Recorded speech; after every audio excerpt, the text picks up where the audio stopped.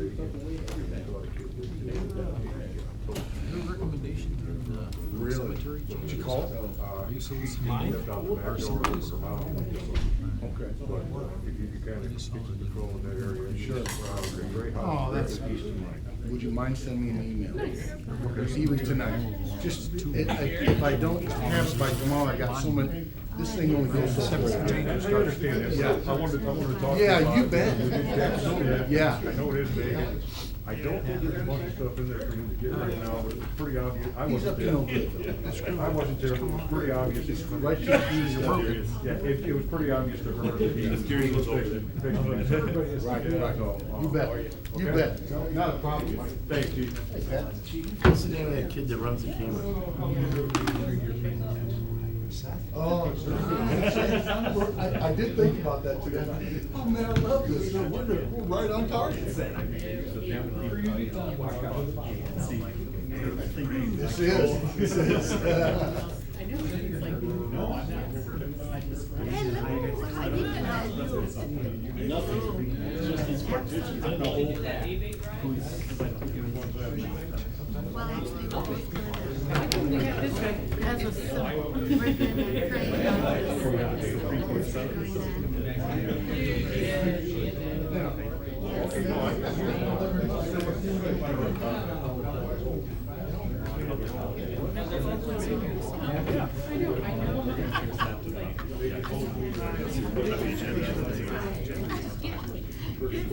It's there. Yeah. I won't go to the I was there, and they proposed we could put somebody else up. Yes, it does. It's nice. In the end, was a guy that was supposed to be helping me. Well. With me, but wasn't. And, I just looked at him, I said, I'm taking all the product. Last report I heard at 5:30 this afternoon was that We'll look in the mirror and say hi. For the time being, local chapter. Yeah. But, they were working, first time in him and another guy were working on something. never been There you go. state party since I had no idea, I wasn't working that night. started all this. I was afraid. You were a member for 17 years you've been a member? Yeah, I've been a member for 5. Yeah, the last time I talked to him, it's been empty for years, but it's got a chimney involved. I think you got it. Yeah, I did. Okay. Believe it. Yeah. Yeah, that's fine. It probably. Yeah, me too. Who'd you even count? You know, Yeah. that last thing for them to sign off, not even, okay. Yeah, a leaf program. That's right, that's right. That is right. I think they appropriated something. I paid my fine, chief. I paid my fine. Yes, I got a fine. For what? Because the license plate sticker wasn't renewed. You know, it must have been expired for a while for them not to give you a warning. Maybe. but- Am I telling the truth? 30 days. Are you doing what? That's what you gave them, 30? Yep, Ted. Yep. No, it was my fault. Yeah, I had, it's my fault. I was in Judge Hauser's court, and he reminded everybody, he said, now whatever you do, you guys do this, because I got a ticket for it. There you go. And I never Oh, you got got none on this. When you get out, get back in your car, walk around the back. Think about it. What else do you have? That Forerunner. I bought mine. There were a couple guys coming up the street the other day with a pickup truck. I got it in the garage, I close it off, I'll put it on. It was August before. Dad's like, Oh my gosh, it's fire. I had it. Mail for something little, and if you're getting it turns into something. All the ancillary expenses. That's all they need. You guys need to take Yeah. I mean, not that they're looking for something. 20,000 per year for, Oh, okay, absolutely. I had a guy tell me, Stick a Ted, write me a ticket. he had a cop pull up behind him. Good. Glad to hear. Look at the next time, and didn't use it either. The cop pulled him over, and said, is it broke?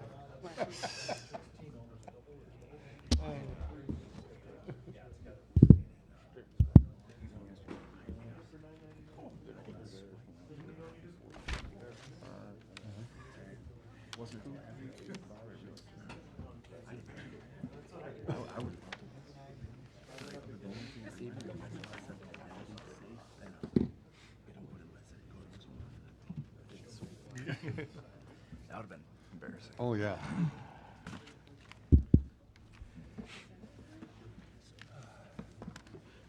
At this time, the chair will recognize Pastor Ditzworth for an invocation.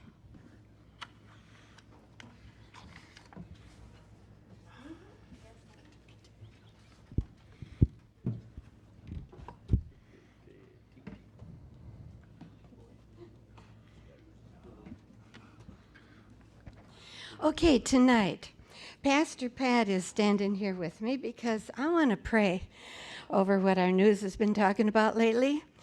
And I don't want to pray over you guys. I want you to pray with me. You stand for every part of this city.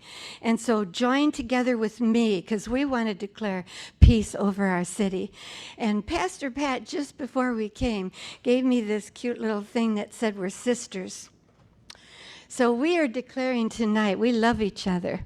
We're the best of friends and we respect each other. We work together. So we're declaring, even just standing here, that this is what we want to see all over Freeport. And so let's just pray together right now. So, let me read the scripture first because this is important. Okay, it's from 2 Thessalonians 2.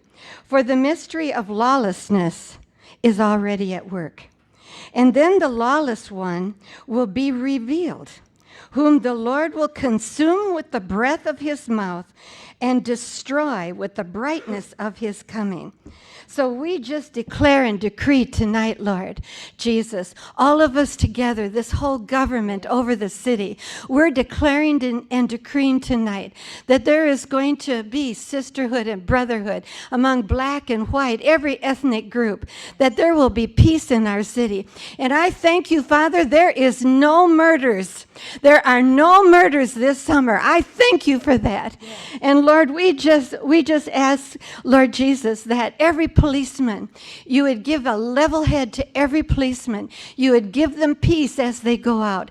I thank you for Chief Barkalow and the things that he does, Father, to try to unite policemen and the rest of the city. I thank you for that. And Lord, we just declare they are the guardians of peace. They are the guardians of peace. So I loose angels over every policeman, over every person in this Freeport that desires to have unity and a brotherhood with a relationship, black and white, and not have war, not have this that's been rising up in other places of the country. We put a stop to that with the blood of Jesus Christ.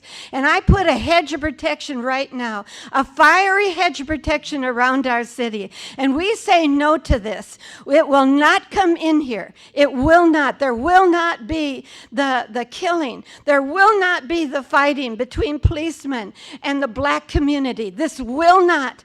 And I'm asking, Lord, that any place where there is a strategy to do this, uncover it. You just uncover it and let it be known where it is and what they're doing. Father, you are greater than anything that is being planned. You see everything and know everything, and you can show us by your Spirit the things that are going on. We thank you in advance, Lord. This city is going to be a peaceful city in the name of Jesus Christ. Amen. Amen. Thank you. At this time, we will call the Committee of the Whole to order. Madam Clerk, would you please take the roll? Alderperson Clem, Here. McFanathan, Here. Ross, Here. Miller, Here. Busker. Here. Alderman Brashaw called to say she was ill today. Keister, Here. Chesney, Here. Mayor Gitz. Here. At this time, Alderperson Miller, would you join us in the pledge? I pledge allegiance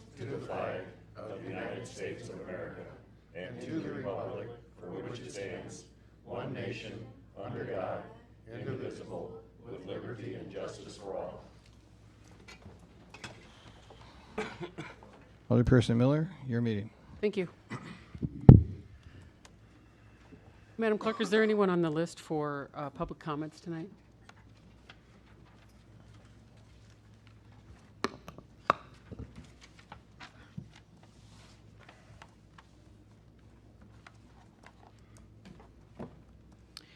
Okay, we have one agenda item, which would be Dean Wright. If you'd like to step up to the podium and state your name and address, you have 3 minutes.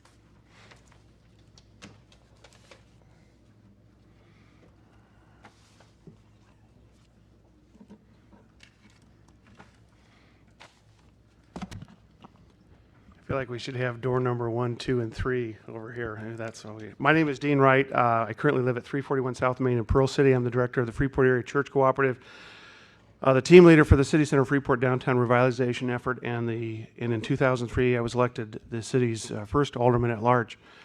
I'm here tonight to encourage the City Council to truly consider changing its current committee structure. I encourage you to abandon your current committee of the whole and return to standing committee structure that I believe better suits the city government, this council, and its aldermen, and most importantly, your constituents. As a former alderman who experienced the legislative process through the structure of 4 standing committees, and as a witness to that process through the structure of the committee of the whole, I strongly believe the interests of our city government, the city council, and the constituents it represents were better served with standing committee structure than what was in place between 2003 and 2005. From my experience and my observation, the standing committee structure allowed opportunity for more discussion, dialogue, and debate of city issues and policy that what is afforded the council today through the committee of the whole structure. The standing committee structure also allowed for much more interface and relationship development between committee members and city department heads. These relationships became the foundation for a better and timelier flow of information between the council and administration, as well as a foundation for new aldermen to learn how local government works. I can tell you I learned more about dump trucks than anyone would want to know by being on the Public Works Committee with Public Works Director Craig LeBaron. Also, the standing committee structure gave a public direct, meaningful, and effective access to the council. It was not uncommon for committee chairmen to invite members of the attending audience to speak and dialogue directly with the committee, to share ideas and concerns. No podiums, no microphones, no cameras. Additionally, the standing committee structure gave the council control of its own agenda. All agenda items were required to have assigned chairperson's approval before placing the item on the committee agenda. All items had to have a majority vote of the committee to advance them onto full consideration of the council. Finally, quick reviews. The most of the Illinois communities the size of Freeport will show most have standing committee structure. Only a few have adopted a committee of the whole structure, as Freeport did in 2003. In moving forward with abandoning the committee of the whole and returning to standing committee structure, I would suggest aldermen review the 2003 ordinance that established the Finance, Community Development, Public Works, and Public Safety committees as standing committee and an executive committee that met as needed. The structure placed 4 aldermen on each of the 4 standing committees, with each alderman serving on 2 standing committees.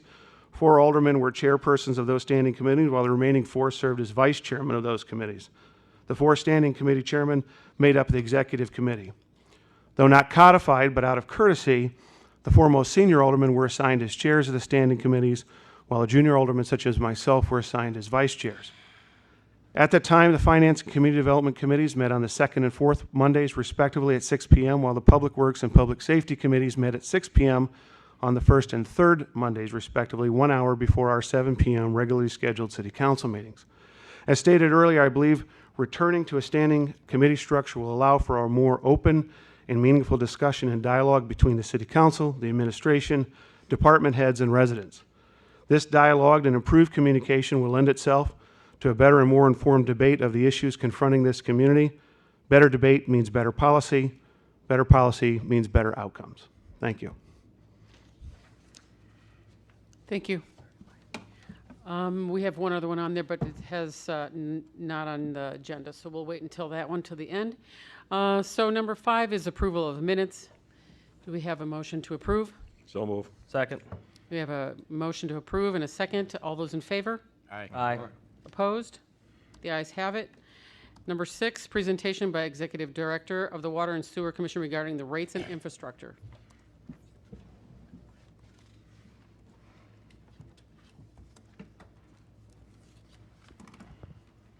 That's right now, spec, right?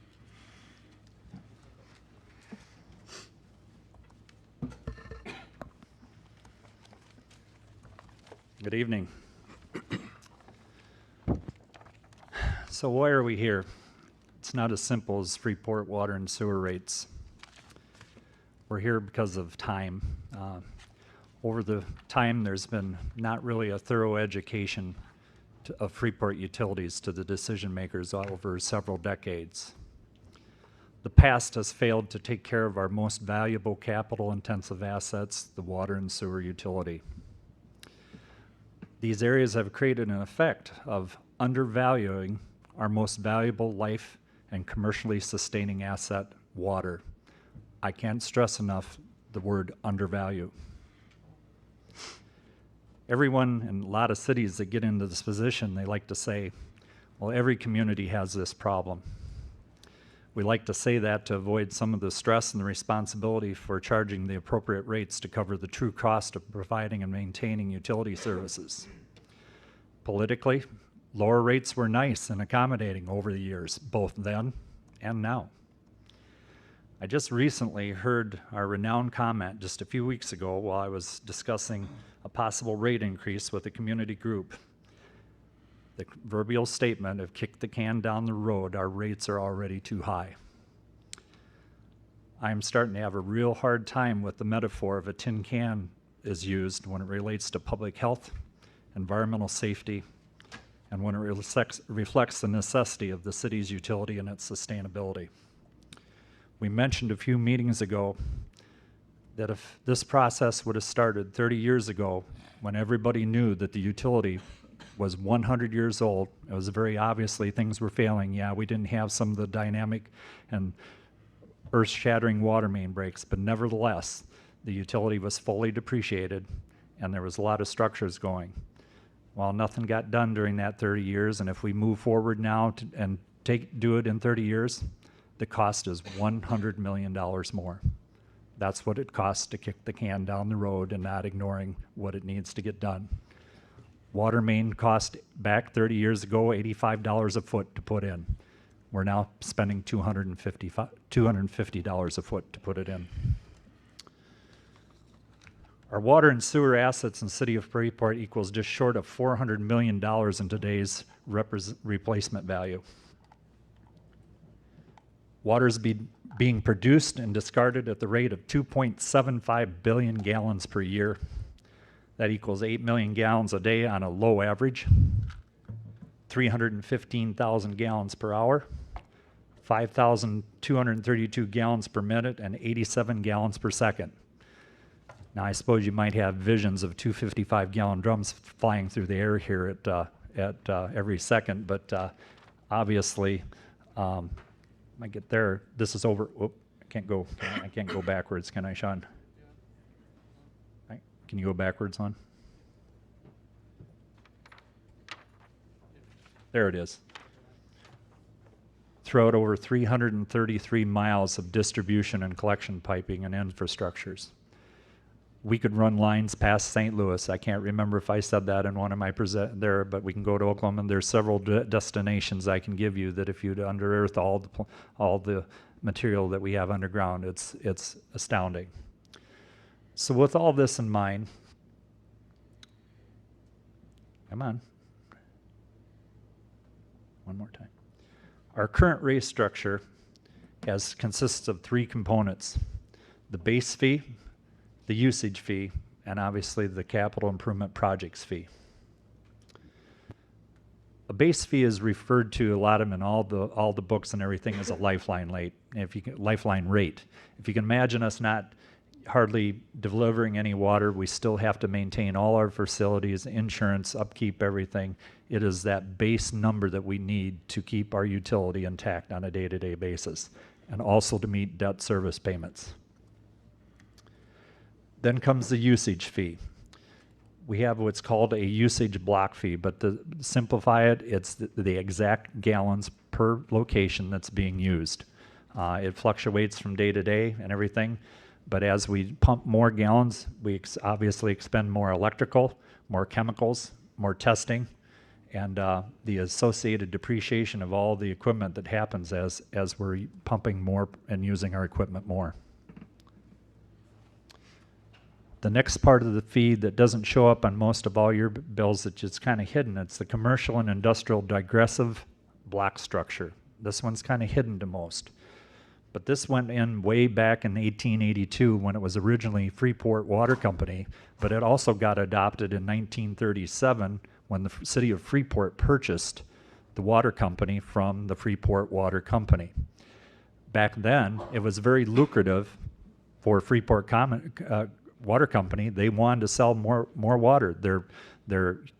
The utility was still new back then, and everything was fine. The more water you sold, the more money you made. But over a period of time, along comes infrastructure, inflation, and everything, and this now isn't such a lucrative thing. But to describe it more, after you get to 7,480 gallons, which is 100 cubic feet, you start paying less per gallon of water. And then when you get to a third tier, which I believe is, I can't remember there, it's more like 1 million gallons, the rate drops even more. It does not cost us any less to produce the first gallon versus the millionth gallon. It's the same cost. And as a matter of fact, it's kind of a hindrance when you stop and think about it. If we're pushing that much more water through our pumps, more chemicals and everything, it's actually accelerating the depreciation of our system the more you use. So giving away water cheaper if you use more is no longer there. We can pump it, but we can't necessarily support delivering it anymore. The last part is our capital improvement projects fee. This was established by ordinance back in 2007. It was originally just done for basically ease of separating new capital equipment so it could be better depreciated and kept track of for new capital purchases. But shortly after that, after it was established, then they started raising the capital improvement fee with anticipation of making the principal and interest payments for the first Big Four IEPA loan.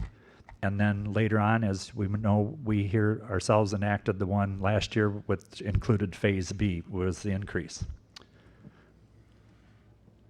To give you an idea of what the utility looks like, and I'll try to describe this for our viewers if you can't see there. This is our typical pies of how our income comes in. This first section is water. So up in the upper left-hand corner, as you can see, 68% of our income comes from residential, 9% from industrial, 14% from commercial. Fire services is about 6%, and 3% for service fees that come in. So that's basically our components of our revenue stream.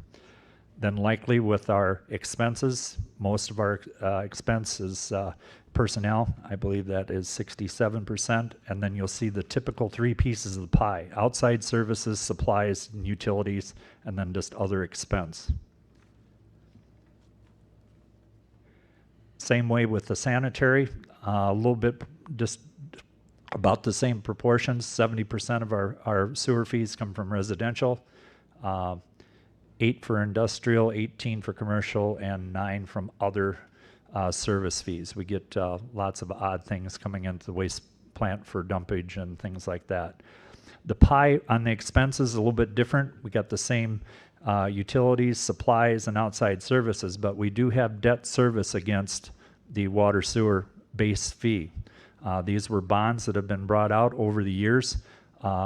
Thanks to your action here, just I believe in the last year or two, I can't remember anymore, but we did refinance the bonds, and that cut our fees in about half. That used to be up closer to 30% of taking our base fees, so we actually gained on that a little bit to help the other accounts. Wasn't going to throw this in because I don't want to talk about stormwater tonight, but I couldn't help but not put it in there just so that you could see the percentages of income, but more importantly that just about all of our sewer fees is almost just short of 80% of it is all tied up in bonds until 2035, I believe, before we'll have any additional fees left over there. So that's a short one. Our capital improvement funds, 90% of our capital improvement fees comes from residential, 8% from commercial, and 2% from industrial. Everything that you can see in the orange is tied up for 20 years. Those are our principal and interest payments for the Big Four, which is the two on the right. Those are exact. The Phase B is a slight estimate at the moment until the project's done and we actually get our payment plan, but that's going to be pretty close. We might see some forgiveness on the loan, but we'll cross that bridge when we get it. but then the remaining tan and purple is what's left for our year-to-year capital improvement equipment and any other project that goes up, but it's not much. It's only about $400,000. So this is what it looks like over almost a decade. You've seen this graph in a document that I distributed to you about a year ago, a little over a year ago. This is what's been going on since 1997. As you can see, for the first, maybe 10 years or so there, excuse me, I said decade, it's almost 20 years. 10 years, we were in a slight upward climb. But in 2007, there was a decision to lower the operation and maintenance revenue, and you can see it in that top gray spot, to create the capital improvement fund, which you'll see down below. As that fee dropped, you can see that there was further drops as time went on. We've seen everything from multitudes of vacancies, demolitions, and everything that is lowered. We've seen a lot of industrial drops in our usage also, but this going green thing and vacancies and everything has impacted our revenue. The second sharp drop that you see there to right, a portion of that was self-inflicted because predecessors didn't get the programming into the water and sewer rate structure correctly, and we lost a little bit on that, but you can see now the flat line is where we stand with current revenue coming in for operations and maintenance. This is our expense corresponding with that same graph. As you can see, over the first 10 years or so, as we were moving upward, we were keeping expenses, obviously, with revenue coming in, but then we had to start declining as it went down, and then pretty soon flatlined. But the tough thing is during that period of time, there was no O&M increase. Since 2007, we had to basically start deferring operations and preventative maintenance in order to meet our budget, all the while suffering a 42% inflation factor. You've seen this graph so many times, I'm sure you're sick of it, but I'm not going to give up on it because it's the true thing. This is the Consumer Price Index put out by the Bureau of Labor and everything that shows utilities and their individual consumer price index to each utility. As you can see, water and sewer is some of the highest. This next one's a little bit more detailed, shows that the only two that get close to us in expense is garbage and can't see the, cable and all that, everything. So their expenses have been climbing over the years. This final summary is the one we need to pay the most attention to. That red arrow obviously shows what we've seen over the long period of time. It's about 5.3% of inflation over a long-term average and a 10-year average. If you recall, last couple times ago, I brought a simple little pump seal in for you to look at, and I showed that originally we paid like $410 for it, and now there. I brought a little show and tell here tonight. I can hand you guys both this, and you won't be able to tell a difference between these two, other than this one came from back in 1997. This one's today. Same exact unit, everything. This had been inflating for 5% this whole time. This one here, back when first started, before you lowered in 2007, was $23.17. We now pay $60.17 for each one of these brass corps that go into every main that's here. Not only is it just because of inflation, but we saw a 50% increase a couple years ago here because this one has a significant two letters on it that is NL, meaning no lead. In order to build these now, they have to mine special selenium and bismuth as the two other added products that they have to put in to replace lead in brass in order to get it to hold and put up with the pressures. But we've seen significant increases in inflation in just simple things. I can bring you hundreds of examples of what inflation has done to all of our goods and services in water and sewer.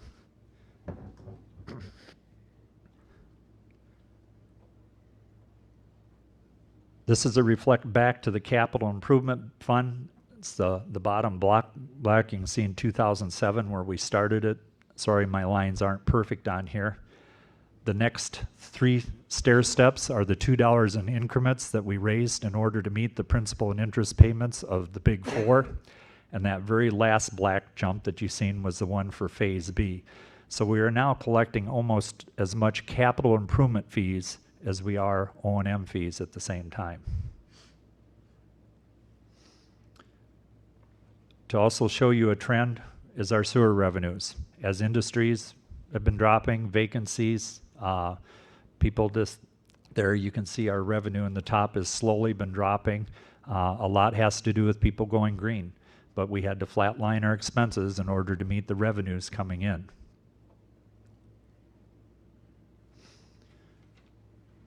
Area rate comparisons. Everybody's been asking for this. I have a little struggle with this because there's so many things that get compiled into this. I personally pay 67% more for water in the little town of Stillman Valley than you do here in Freeport. But to look at the comparisons in any amount of towns, we have so many things to look at. Base rates, user rates, water, flat rates, sewer. Continues on, is it debt service or is it capital improvement fees? Is storm sewer and garbage included? Is there meter charges on their bills? What type of treatment do they have in their community? What's their populations? What's the elevations? Are they a private facility or are they a public facility? And it continues to get even worse. Have they been poorly maintained? How old is the utility? Has it been well maintained? And what's the water quality? There's so many factors into comparing yourself to another community, it's almost impossible to unravel. I think there's two things that we look at when we study our rate there. Number one, depreciation is our absolute number one problem. We had a great discussion this morning at our staff meeting. I'm really liking having Gary around. Gary, thanks for coming on board. Depreciation, most of the time when it gets to the city council, you see the accounting form of depreciation that shows up in the audit and everything. Well, there's two descriptions. I look at depreciation till there. That's me out there creating my piles of pipe that are busted, the pumps that are worn out. I look at depreciation different than the numbers that you see. But as you can see on a lot of the documents that you'll get in there, that, for instance, our wastewater treatment plant's value is about $26 million. It is totally depreciated on paper. It's actually at a negative $3 million right now today. But obviously, it has plenty of static and dynamic life expectancy to it. But nevertheless, we have $0 put aside associated with that depreciation. We show that depreciation on your accounts every single month. You'll see it actually budgeted that we're accounting for it on paper, but it's never been accounted for by putting any money off to the side. The last and final thing I think we need to look at before we compare ourselves to the rate is the one thing is we need to look at our full cost of pricing for sustainability of utilities in Freeport. Nowhere else. Nobody else really matters. You can kind of do it, but we got to do what's right for Freeport and only Freeport.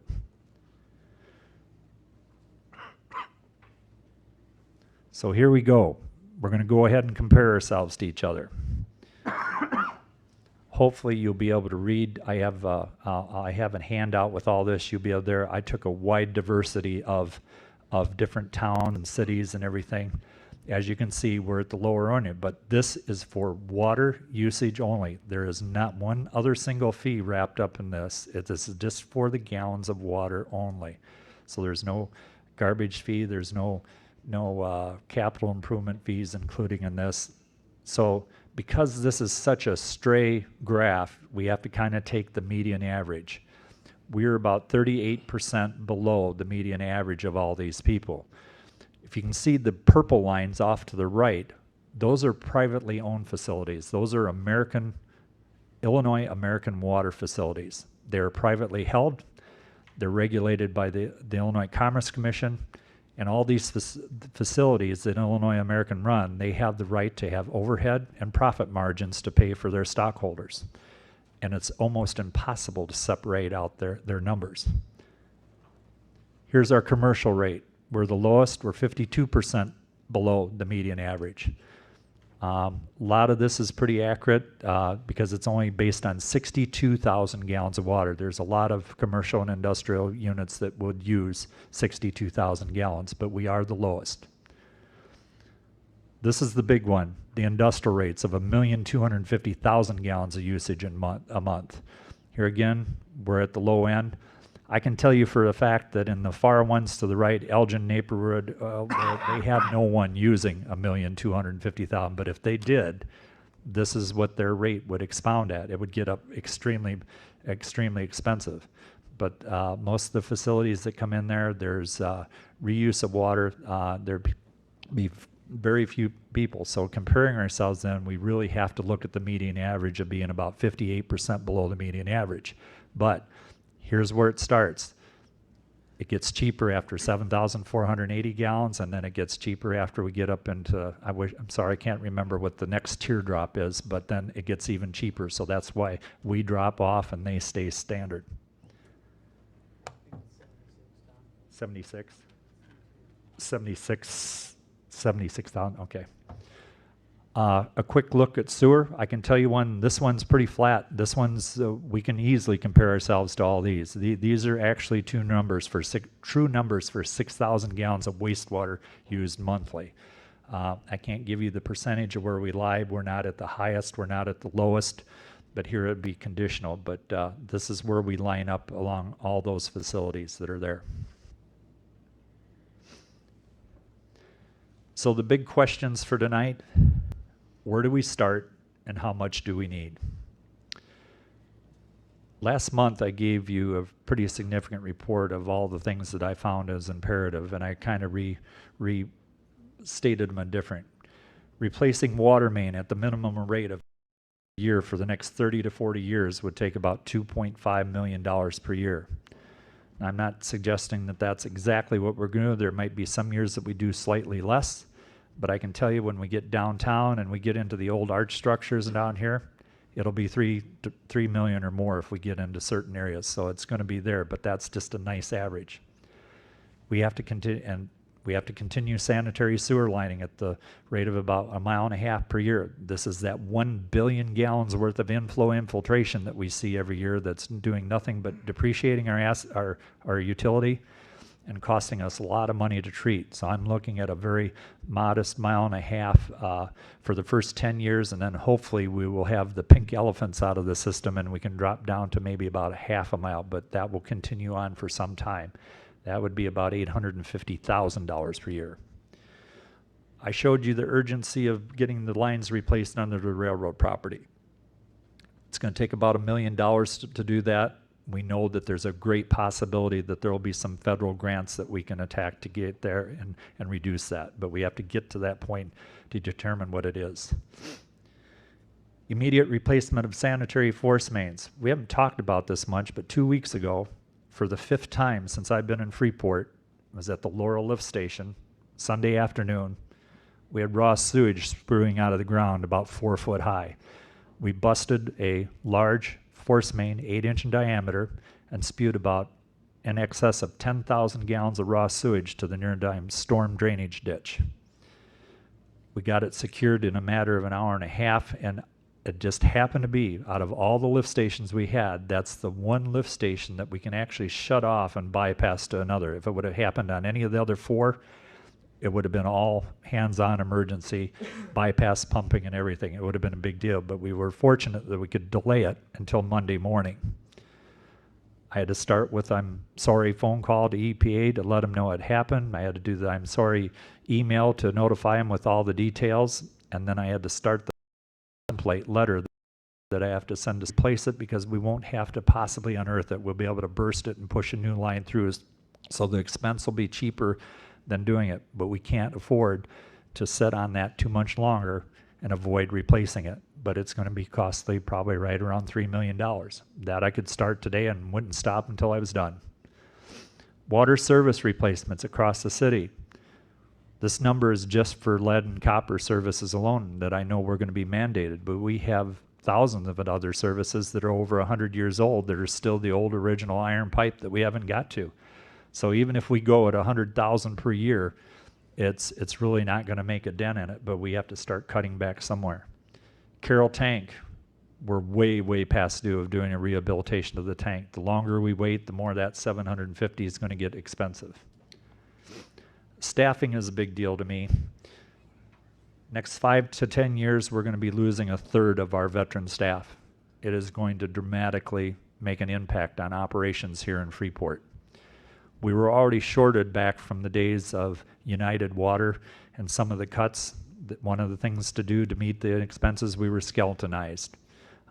We've talked a lot about that, but if we're going to step up our maintenance operation procedures at the level, if we get a rate increase, no need doing it if we don't get a rate increase, but we get a rate increase, I need to put people out there in the system and start repairing stuff at a source in the ground right out the gate before we can even determine what's in excess of $10 million before we figure it out.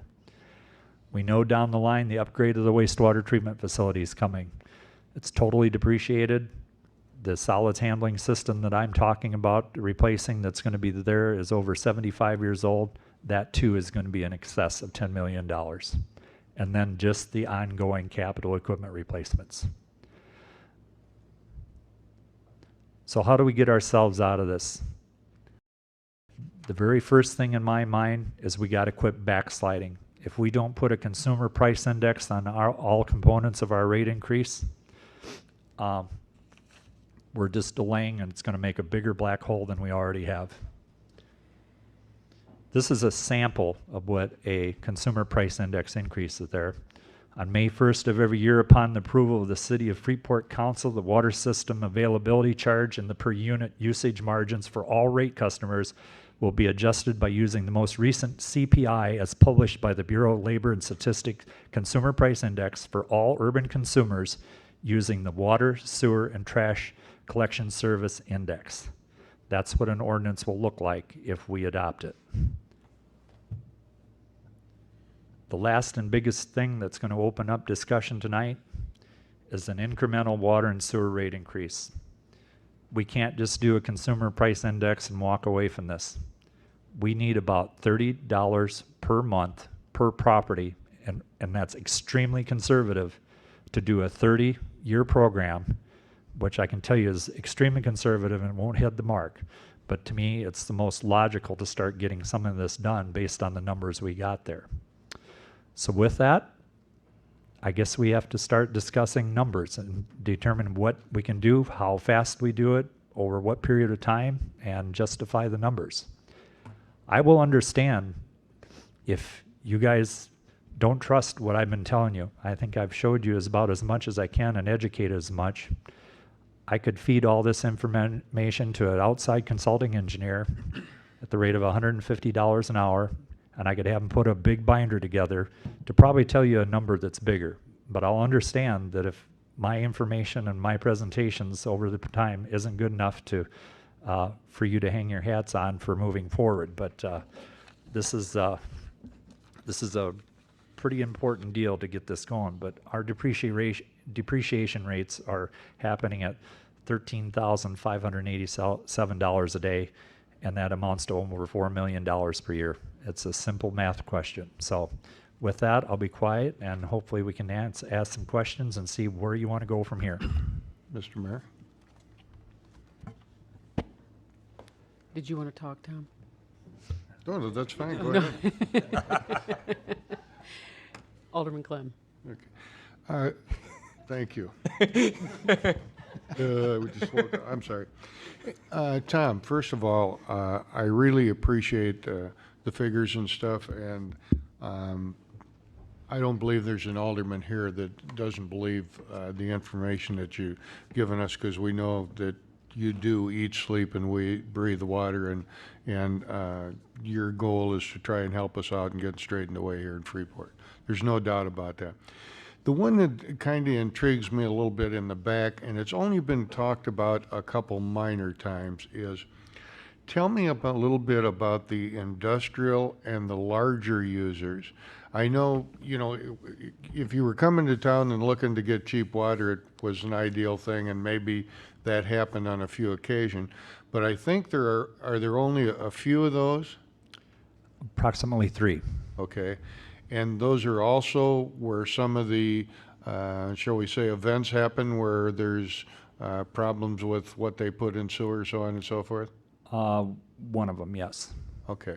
We cover sewer costs, but we don't necessarily recover the water produced going to it. Okay. So that's, and in the three businesses that is affected, is it a,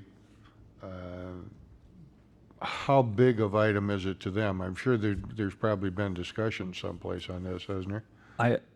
I've actually had the slight discussion with some, when they find out that basically, technically, they're being supplemented by us going without other items for the rest. And unless we took that cost and redistributed it amongst all the other users, there's no other way to put that, because that's exactly what was happening. There's a great commercial on WBBM, and I can't remember it starts with a B, but the home of the huge water supply, and they actually cater to every business possibly that the people that would want to use water, you know, and they give them breaks on that because they can produce water all day long. But the suburbs, it's virtually a brand new distribution system. They're not even 50 years old, and they're wanting to push water as much as possible. And that's the point I'd like to try to make is we can produce the water. I can pump the water out of the ground and get it out, but I can't guarantee getting it to point A without causing problems elsewhere. And that's why I think the cost is unfair. It costs us the same amount to produce the first gallon as it does the millionth gallon. And we're not getting enough for the first gallon. So that is something that we need to look at as far as policy and procedure in our ordinance. Okay, thank you. I'll let Peter ask him. He's made a bunch of notes here. Madam Chair? McClanathan, go ahead. Thank you. I would echo Tom's comments in regards to, you know, the numbers. You've gone over them, you know, many times. You've given us tours, et cetera, things of that nature. So I think we can largely dispense with that aspect of it. Where to start? I want to go back to the document that you gave us last time, and you gave us basically a 30-year, 61.4-year, and a 100-year plan. Said the 100-year plan's not practical. Let's throw that out the window. One thing that I did notice when I was going through it again, you also indicated, though, that in those figures that you gave us was not included replacement costs for street curbing and sidewalks, as well as sanitary. Let's throw sanitary and storm sewer out the window for a moment and just talk about street, curb, and sidewalks. As you've been going through and doing replacements right now, what has been kind of if the pie is 100%, you know, what percent would you say of the cost is being made up by this street, curbing, and sidewalk, which we need to take into effect when we're adjusting this down the road too? That is correct. That is actually going on a good portion of this is going on the loan, and the utility is paying for those types of things. Obviously, if we tear it out, but I can tell you when we get in an incremental program where we're doing 2.5 miles per year or whatever methodically with Sean's street program, the less of that I have to do, the more pipe I can get in the ground. And I'll let Sean address this now. It really depends on the project. Give you two kind of extremes. Adams and Clark last year, we built the state of Illinois a highway because of our sanitary sewer was 18, 19 feet below it. If that would have been in the Parkway, we wouldn't have spent probably $1 million. You know, take a $2 million project, add probably closer to $1.5 million. I think we had about $500,000 or $600,000 of actual water and sewer construction that went into that project. And water and sewer built the state of Illinois a highway because of the location of our utility. When you look at the Phase B, it's a little bit closer to 60-40. As it would probably be closer to 50-50 a few years ago, but because of the inflation of the materials, about 60% of it's going into water main, 40% of it's going into the parkways. That'd be a lot more expensive if we chose to go down the roadways because of the replacement of asphalts and a lot of the areas that we're doing, traffic control, some of those incidentals that add up significantly in a project that you don't actually get back. I mean, nobody's going to care a year from now how much traffic control we used on Empire Street. I mean, certainly we want to use enough to keep everybody safe, but it's not a tangible that we take home with us. So there's a lot of that that goes into play with the location of our facilities within the public right-of-way. Sometimes we spend an arm and a leg just because of where we're at. Usually we spend a lot more near bridges, near water, because of the bypass pumping and things like that that go into it. But, you know, it's a considerable amount when you're talking about people just thinking about water main and all the extras, because we're on the bottom. We dig through we break other utilities, there's expenses there when we cut a fiber optic cable, or we have to replace storm sewer, or case other piping, or case our own piping because we're underneath it, underneath the railroad, things like that. I mean, we end up buying a lot of stuff because we're underneath. I even fight residents a little bit about, just because we showed up here to do water main doesn't mean I've replaced all of your driveway or all of your sidewalks when you, the resident, haven't touched them in 20 years. So there's a lot of extra expenses. I guess that's how I'd wrap that up. Thank you. Madam Chair, follow-up? Yes, Alderman McClenathan. Thank you. I guess I'll turn and talk about the materials. As you presented to us before, part of our problem right now is some of the stuff put in, well, I'll say 50 to 70 years ago is in as bad or worse condition as some of the stuff that's 100 plus years.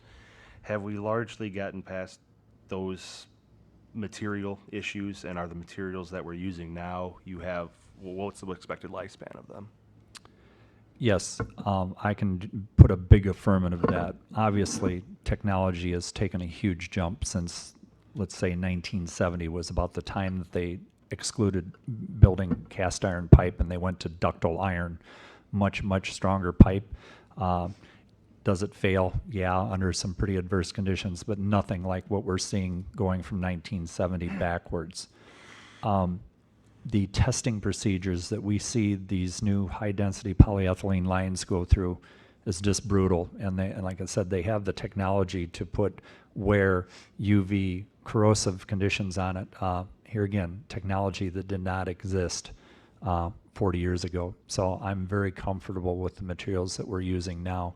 And some of the stuff that we use for this directional boring, if you saw the thickness of this stuff, it's pretty impressive what this pipe looks like now, and you'd think it was forever destructible, but I think we'll be able to forget about it for at least 100 years without a doubt. Now, yeah, did they say that about the cast iron once upon a time? Probably, but technology wasn't available. So yes, material-wise, I think we're good. So it'll be an investment that I think will go longer. But in 80 years from now, hopefully whoever's sitting here and whatever space age thing we're doing in 80 years, are they going to have to think about depreciation of those materials? Probably so. Madam Chair. Alderman Chesney. Thank you. Director, using the number of $30 a month, I calculate roughly 60 to 70% increase in overall bill. Is that roughly what you come at? Yes, that's correct. Follow up, please. Yes. So, looking into it a little bit further, if I just took a look at the capital improvement surcharge fee, it looks like it went from 2012 to and 11, or 2010 and 11, it was at $6, and it looks like just before we were set, it went up to 16. Is that approximately? Does that sound about right? That is correct. That's right on. Okay, so there does seem to be some increases, maybe not in the overall water rates, but there are increases that have been put in place over the last 6 years as it relates to the capital improvement fund? That is correct, for projects only. Now, I will correct that the last one that we did for the $6, we did save $1 off to the side. $5 goes to Phase B, $1 goes to our energy program, to where we're already working on the efficiencies of blowers and lighting and things. So $1 is supplementing the original $4 that was done back in 2007. So technically we have $5 now being contributed to our capital equipment projects fund, but we really wanted to designate $1 of that to go strictly for energy efficiency because we can recover that immediately. The blower project's one. We're already lining up our lighting projects right now, and we will save hugely with doing that. And it won't stop with just that. We'll be able to continue on with all of our older equipment with pumps, motors, things like that. We won't stop on that project. That will go for a lot of years. Director, you said that you were looking at roughly a $30 a month increase for residential. What would that mean for commercial and industrial? That's something we need to discuss first, that if we first look at the digressive block structure, whether we are going to maintain that and put that away.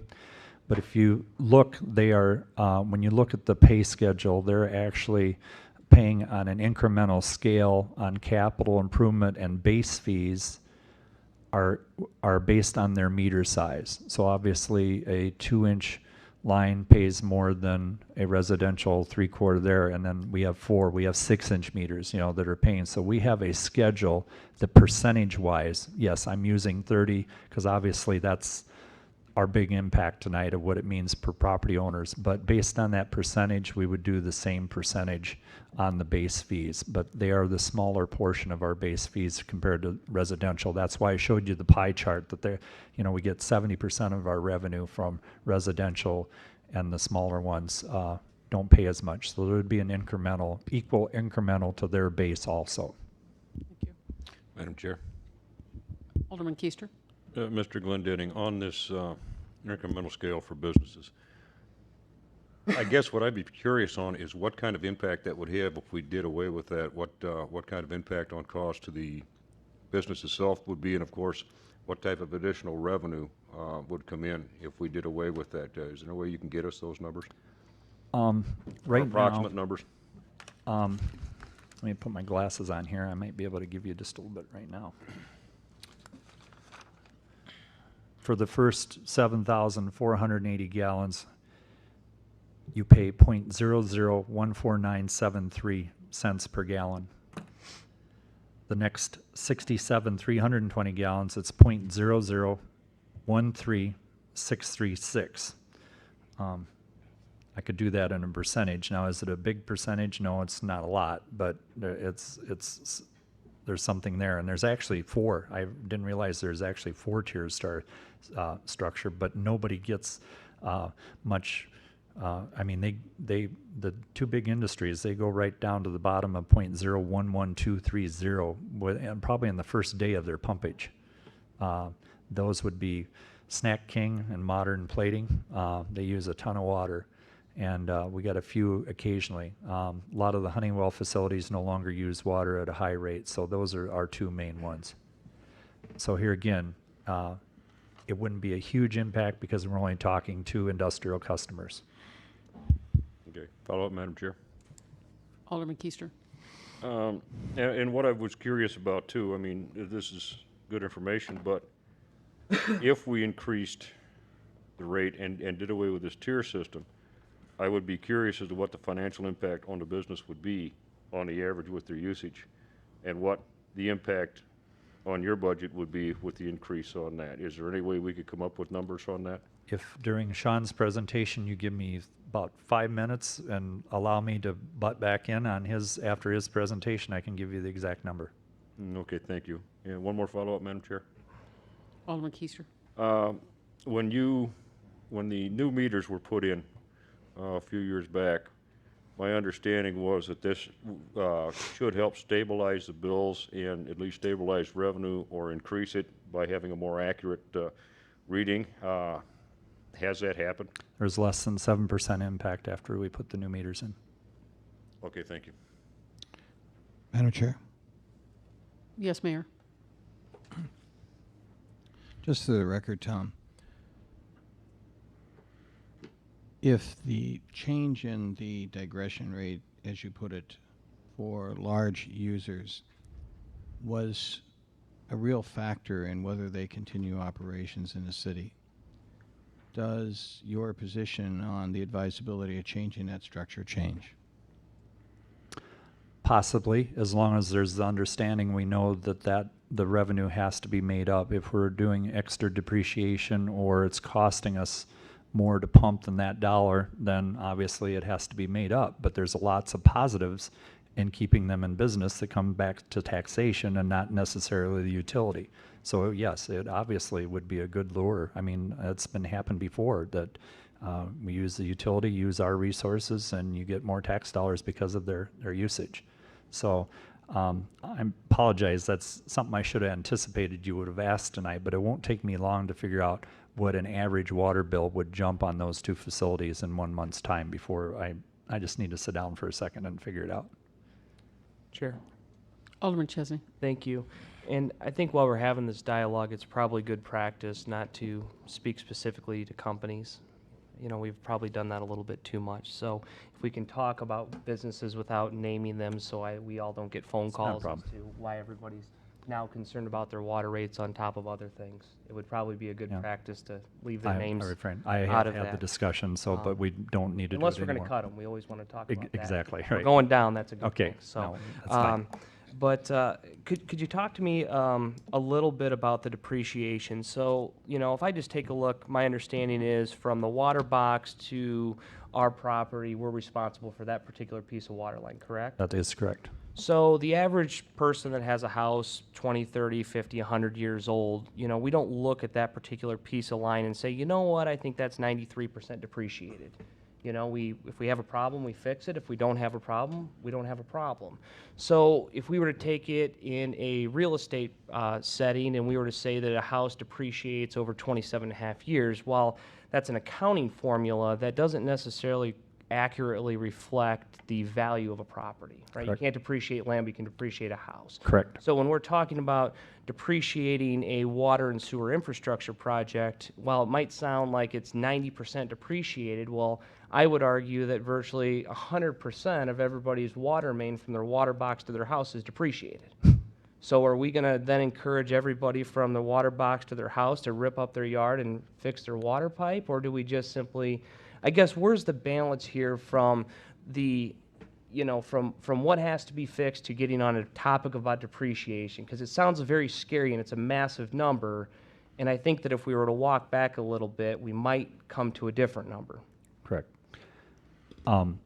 Water quality wise, obviously, will be the first driver for lead and copper. I believe we'll be mandated to do our portion from the main to the property line regardless. And that's about $1,800 per service for us to facilitate, and that's our cost. When we come to a property like that, we stage it way ahead of time and have the discussion with the property owner, because if you remember, I let everyone know that we have this very fortunate thing that they did not take lead past the property line. They switched to iron pipe, which 95% of the time is definitely in worse shape than the lead is. It's old iron pipe, and the second we disturb it, we usually cause problem. We urge the property owner way ahead of time, and sometimes months, that, hey, we want to schedule to renew your service, and give them the opportunity to set themselves up to replace their own service. And I think there'll be even cases where people have an affordability issue with it. We've done this in several cases where we've put it on their water sewer bill for over a 12-month period to help them get through that period of getting it done, if it turns out that it blows up when we get down there. Because a lot of times when we get down there, there's nothing to hook to. We can't even stop it from leaking when we get there. So there's going to be different scenarios of how we would look at that. But we'll obviously go after the lead services first, and then just all the routine service replacements that we get. We probably fix maybe 20 to 25 a year just because they're blowing up in the ground. Follow up? Alderman Chesney. So walk us through some action steps in the water and sewer world. What do you envision the next step being? Are you suggesting that we take out X number of dollars over X number of years in some sort of bond tied into a increase in the, what are you going to be asking us to do? Because we've talked about this for a year, so I would imagine you have a number in mind. If you arrived at, you know, $30, well, I saw when we borrowed $6 million how we got to 6, so I mean, we can get it pretty close to what you're going to want to borrow. What are the actual numbers? Sure. What are you looking to borrow? Over what period of time? When are you suggesting we implement the increase? All that, what's that look like? Okay. I'm not looking at borrowing at all. Only time I would look at borrowing is when we get into the huge projects. We're going to have some big projects where we're probably going to have to go after low interest and possibly bond money, AKA the water plant expansion or the wastewater plant. Those are big there. The point is for us to get self-efficient without having to pay somebody interest for it. Just have that constant general revenue stream coming in on an annual basis to supplement our utility replacement and match the street program. You got another big question coming at you tonight, because we got to try to get enough revenue coming in the street program in order to match what we're doing. If we're not doing that, then, you know, it's going to be a sensitive balance. But I'm not, I'm looking at just getting that few $1 million coming in every year, and we're planning 2 to 3 years ahead of time. I need to be 2 to 3 years ahead of Sean's program and going from there. I'm going to let Sean interject here. The other thing I think we want to make sure that we try to do is, I don't like the fact in the Phase B project that we're throwing a ton of manpower out to get 6 miles worth of water main done right now. I mean, that's the hand we were dealt, and I get that. It is much more efficient if we can do incremental 2 miles every year consistently, because we can perform those duties almost 100% in-house. We don't have to add a lot of overhead to push a project out the door. We know we got 30, 40, 50 years of this ahead of us. We don't have to do it all in one day. So I would encourage very much a stepped increment. If you stick to that 2 miles every year or whatever it is, because then my department could design it over the winter. Then you build it in the summer, and we don't have to add a bunch of additional staff, a bunch of additional overhead to accommodate. So more money goes into your projects instead of going out the door. If you notice on the list, we have a couple targets. I mean, I got $10 million worth of work sitting in front of me today. I mean, going after these force mains, possibly a new well. We got a lot of little things that we can attack, but at the same time, we need to build up a nest egg to match a replacement program. So it's going to take a few years for us to build up the fund in order for us to get up to speed. But here again, we got the in-house planning and everything. So I see it moving slower than most people would think, but there is plenty due in the meantime. And I think another core thing you're looking at is I'm obviously looking at raising the operation and maintenance rate and increasing my staffing. We're going to get up to a lot of preventative things. I got 500 fire hydrants waiting for service out there. We got hydrants to replace. We got valves to replace. Those are things that we do in-house also. That's part of the program on the base fee and some of the capital improvement also. It's not just the big main replacement programs. We got a lot of little things that would happen as time goes on also. Chair. Well, Director Glendenny, if we were to look at the fee structure, I understand that revenues have been flat and slightly down, but if we were to look at actually what the consumer is paying, I show that we've roughly raised the overall fee since 2010, so in 6 years, about 20%. Mm-hmm. Okay, so we've already gone up 20%. So, I don't think that, while I recognize the revenues, the council and the administration were not asleep at the wheel when it came to an effort to try to raise revenues. I think that we've already done that in part through the capital improvement surcharge, correct? Correct. Okay. Madam Chair. Alderman McClanathan. With those increases, I mean, you had the decrease in O&M since '07, and that hasn't changed, correct? That is correct. Okay. But with the increase in the CIP, all but $1 of that is it has actually been allocated to projects, either the Big Four or the Phase B? The original $4 is still in our capital equipment fund, and we did do a few projects with some of that, but it was originally kind of dedicated for trucks and pumps and equipment and stuff like that. Was the original $4 in 2007. Then came the $6 that came on for the Big Four, and then the additional 6 that just came, 5 for Phase B and 1 for there. It's kind of back to that stair-step thing. So with the projects that you've got, I guess I'm also going back to your pie where you said about 70% of it is tied up for the next 20 years. Correct. The other 30%, is that for what you were saying, that initial $4 for vehicles, things of that nature? 4 and 1, yeah. All right. But on top of that is what you're saying, when you say the $30, are you talking about $30 of CIP or $30 combined between CIP and O&M increases? Combined between the two. I have to look, the more we can put to CIP, the better, but yet I also will have a tug of war that understanding that if we get out there and start doing some preventative maintenance and some of the small, we're going to defer some of the CIP in the future also. So we have the most excellent construction and maintenance people that can make things last a long time. they do miracles out there, so I'm not so certain there, but I'm going to lose that veteran staff. So I want to get a good staff under their wing and get them doing that work so that we can continue on with it. Madam Chair? Alderman McClanathan. Thank you. Looking at some of the resources for us, obviously, there's, the revolving funds, the state revolving fund, which, low interest or in some cases 0 interest. Do we have any options as we're going forward in such things outside of the SRFs, such as like the community development block programs, which while they may be more broader based, whereas a lot of times they might be dealing with housing and things like that, they also, at least on their face, in theory, are eligible for these types of improvements if we are using them, what they say in blocks. Is that something that we might be able to access to offset some of these costs as we go forward?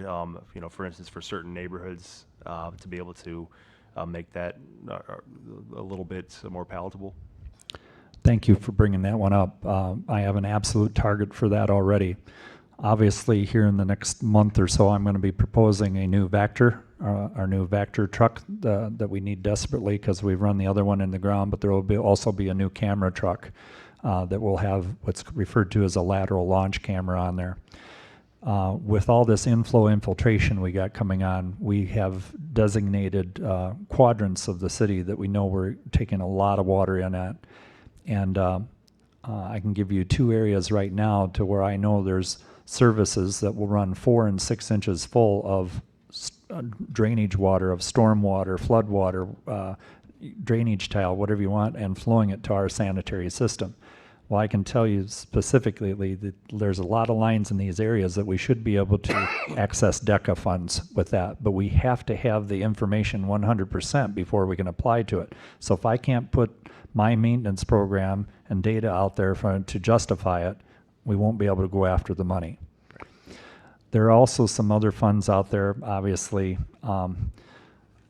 There's other grant funds out there, and it's going to get really tough when we get in there. USDA is tough. There is federal funds, but they require that you, both water and sewer, that you secure 1.5% per service, so a 3% total of your median income towards your rate structure. And that's a lot higher number than I'm even asking for right now, but they won't dish out any funds. And I can tell you for a fact that's why my sewer bill is so much higher in Stillman Valley, because it was USDA funds. So that's why my base rate is so high. So there's a new water environment fund out there that's done nationally through AWWA. It's privately invested in. There may be some funds there at low interest, but I can tell you that the State of Illinois EPA low interest fund is going to be our #1 best resource when we get to those larger projects. There's still federal stimulus money in there. It's at an amazing low rate, and this has been going on since 1988, and it just keeps replenishing itself. And it's gotten to be there, and that's going to be a great source of revenue for us if we need to do a bigger project. But if we do that, we either need to decide whether we're going to give up a part of our annual replacement or increase the rates again to secure that so that we keep on going with our other programs. That'll be a tough day when we have to get to it again, and it will come, I'll guarantee it. All my numbers that I gave you tonight were extremely conservative. I was usually about 1.5% inflation instead of 5%. I've read book after book, Principles of Rate Studies, and the tough one was avoiding rate shock. There's 5 basic, unfortunately we failed all 5 of the principles that are in there. So I've been studying every possible direction that we could come at this, and the best way is to keep it simple, base everything based on our utility needs only, and create a nice, gentle thing to try to not shock the public too much and still sustain water. Madam Chair. Alderman Keister. Just real quickly, Mr. McGlendenning, the 20% increase that Alderman Chesney referred to here recently, correct me if I'm wrong, but that was primarily for the capital improvements that were done, and really none of it was used towards the stuff that we're talking about right now? That is correct, yeah. It's all tied, other than $1 of it, it's all tied up for principal and interest for Phase B for paying off the $8.5 million. Follow up, Madam Chair. Alderman Keister. Okay, appreciate that. And my point is, yeah, there was a recent increase, but it has nothing to do with what we're talking about right now. No. And Mr. Glendenning, I really appreciate the work you've done on this. I mean, you and I have talked about this quite a few times over the past year, and I realize that it needs to be done. Now, this $30 increase you're talking about, is that something that we need to initiate immediately, or is that something we can step in over the next 1 or 2 years? I believe we need to do it over a few years. We can't do that to the community. I mean, there's a lot of faults being corrected here.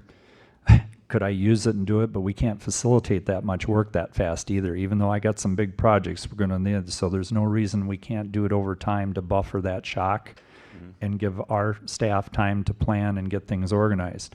But if we can do the capital improvement and maybe do one of the rate increases and plan it on an annual basis, whether we go three would be better than 5, but that will have to be everybody's decision here as a group of how fast do we want to do it. But the hole is so big, the faster we do it. If you remember, all of our projects are laid out with another principle that we will go after the highest flows and the highest pressures on the worst streets so that we can guarantee during this period of time that we can sustain water supply.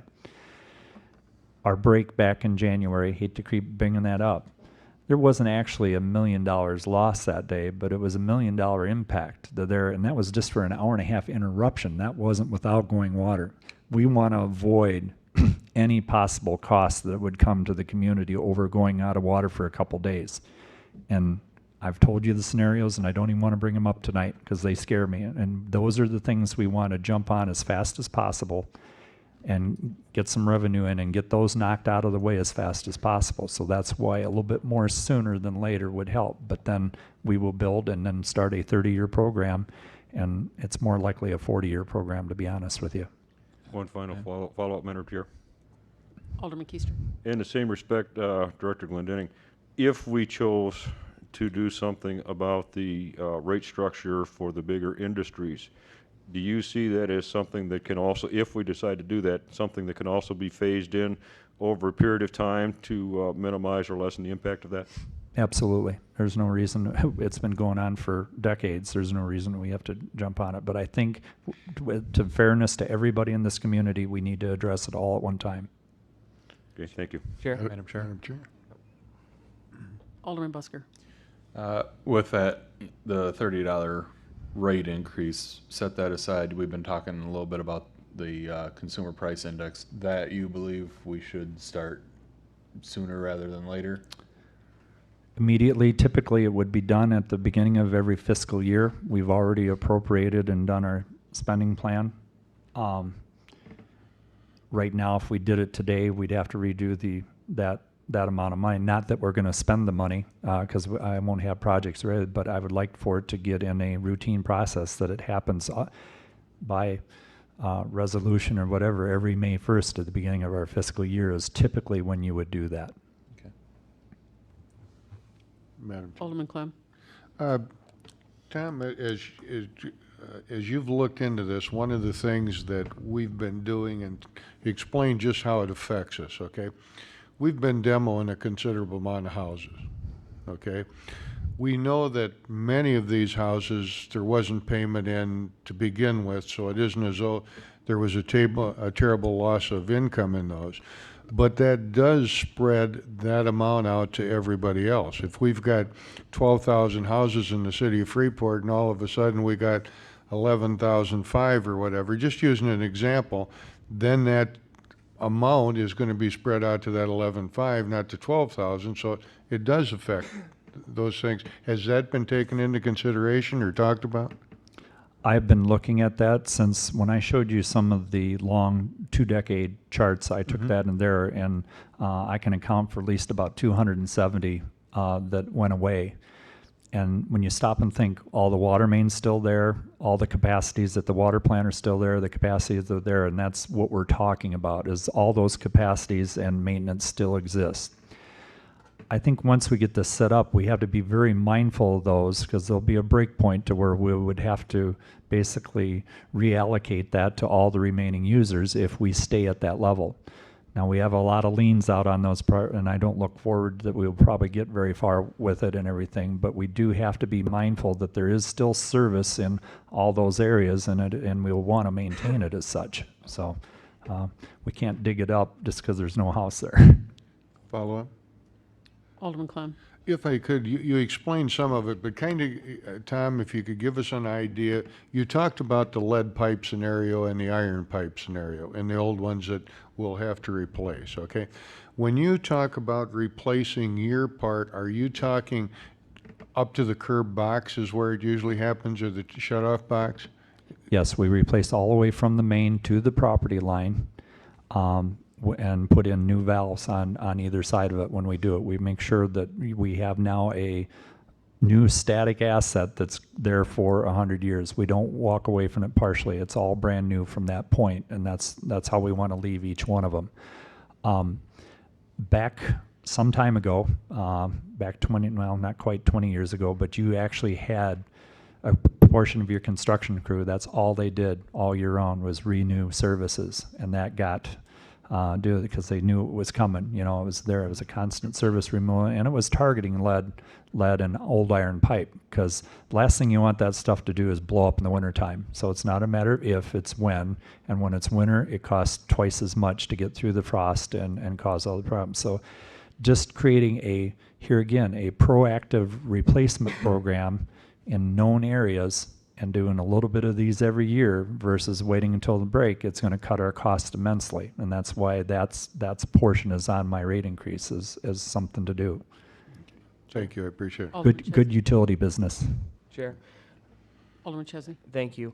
You know, and the water and sewer rates are probably a good value for the city of Freeport, and they've been for a long time. I've had experience in other municipalities, and I wouldn't argue the numbers, you know, but at the end of the day, you know, when somebody lives in the city of Freeport, they look at everything they pay and they say, well, what's my take home, right? So they look at the gas tax, the natural gas tax, the electrical tax, the cell phone tax, the property tax, the sales tax, and they say, well, at the end of the day, it seems to be getting less and less. So, you know, the people that we represent, you know, are working harder for less money. Their wages are flat, and they're being asked to take more out of their pocket, right? So, you know, if it's 20% increase, how they got there, I don't think that's really of really much consideration long term, because at the end of the day, you just care how much they have in their pocket, right? So if we say, well, their water rates went up 20%, but it was really in bucket one, and we want to go into bucket two, at the end of the day, the only bucket they care about is the take home that they have in their pocket. So I don't think there's any disagreement, at least I don't hear much, that, you know, Director Glendenny's qualified. We recognize that there's a need. My concern, though, is that, you know, we raised the fees $6. The previous city council raised the fees $6. Fine to do the project, no problem. So then we take a look at the property tax rates and we just hold it. In our budget, we have given virtually no relief. Then coming behind us, the next presentation, I suspect that we're going to be talking about another increase, which is going to be a gas tax of some kind, or another tax of some kind. And then on top of the water and sewer fees. But again, at the end of the day, this isn't a tax. This is a fee charged for a service, but it's still, at the end of the day, our constituents have a finite amount of money in their pocket, and they only care what their take-home is. So we're taking more out of their take-home. So I guess the question is, you know, how do we thread this needle? I don't disagree with the need. I don't disagree with the immediate need. We just spent $7 million. We had a pretty poor performance on the Big Four because we didn't anticipate a lot of things 10 years ago, right? When we put this all in place, and now we want to spend more money, so our population's going down, the demos are going up, people are making less money, and now we want to raise their rates, you know, in some cases, some are suggesting could be as much as 100%. And we still want people to live in Freeport. And by the way, the businesses and the jobs that we're not creating in the city, well, we're going to go after you too, just wait. But we don't know really what the number is, but wait and see. So, I mean, I'm not saying there's not a need. I'm just suggesting this is a path that's been tried a lot of times in a lot of different ways, and I just don't know how much the city of Freeport will stand. And I know I say this a lot, but and I truly mean it. at the end of the day, City of Freeport, citizens we represent, care how much they have at the end of the day in their pocket. And it seems to me that we continue to take a little more each and every time, and it's just pretty much death by 1,000 cuts. So, that's my comment. Madam Chair? I think Director Glendenning had something he wanted to say. The only thing, Alderman Chesney, that I can't make it any softer. You know, when we look at this last increase, that went after 4% of what we should be doing. This 3 to 4 decade hole that we've created is the true issue. But water, out of all services, and I'm not denouncing any of the other service, but Freeport was founded on the principle of water, and nothing works without water, you know, and, you know, it includes fire protection. I mean, we can go on and on how they're all connected, but water sustainability has to be your number one focus, and the number is only going to get bigger, and it's tough. It's hard to do that, and only way I can come up with softening the blow to the community is we have to have discussions like this. A few weeks ago, I talked to the Kiwanis Club, and I did kind of a history presentation. And by the time I got done, just the education that I gave them, and they were very, very supportive of what we needed to do. They just kind of needed to know, you know, what it was. And it's hard to explain to them that what wasn't done then and what we're trying to do now. But I think we're going to have to hang our hat on good education, lots of publicity, and hope that the community understands the value of water and what it means for sustainability to make Freeport what it now can be, not what it once was. So we need to really work on that. I kind of want to jump in here if I may. Other than the elected officials in this room, I'm probably the only one that can stand here exactly in your shoes. I'm an elected official in German Valley. I have a $2 million project, and I have 180 users. If I don't do my $2 million project, I don't have a town. We've kind of grown as a community to where water is something that we just expect. You don't get into a scenario like I'm in without a lot of backfall, that misrepresentation, lack of education as you build the utility over decades and decades. I'm in a scenario now where each user in German Valley will spend $11,100 just to do the improvements we need to be a town. That's not in covering the O&M of everyday services for sewer. You don't want to be in that scenario. We've had a lot of contact with the Attorney General's office, as you can imagine, if you're in a scenario where you have to spend that kind of money. So as an elected official, I get that you never want to impose additional hardships on anybody, and you also always have to have a plan B for those that can't afford it. And I think that's a part of the billing structure that will have to be with any rate increase, the ability for those users that simply cannot afford it. Whether you're in a town of 180 users or in a town of 12,000 users. But at the end of the day, health and sanitation is what comes first. I get the cell phones, I get the ESPN, but no civilization in the history of time has survived without a quality water source. And it's not saying that Freeport is anywhere near that point, but the priority on the utility has not been there, and it's not a fault of anybody in this room. Mayor Gitz in his last term put forth a very good prorate structure that was then changed to the flat rate system that we currently have. So I applaud you for taking the time to consider these. $30 on anybody's budget, from whether you're the rich to the poorest, is a significant impact when you're talking about every month of the entire year from now for the next maybe 20, 30, 40 years, and projected to get worse. But the biggest thing is that we have a responsibility. No water in this town, like Tom and I got the lovely appreciation of Martin Luther King Day at 7 in the morning, and was spending the rest of the day on the phone with the hospital, making sure that they had water, communication, Tom with all the businesses. you know, that's a warning shot in a community where I don't think we really want to take the next steps of having other failures. We have a hell of a crew. Tom does a hell of a job when it comes to keeping everything together. Perhaps we've done too good of a job, to be honest, to where the city hasn't noticed the issues as much. However, I think it's creeping in the dark behind the corner because the flushing program this year, due to its lateness and due to the deterioration within the utility, I think is probably one of the worst for phone calls. And that just comes back to replacing water main. I mean, when your system gets that old and is falling apart, you know, turning on the tap and getting brown water, whether it's you know, chlorinated or not, nobody wants to drink it.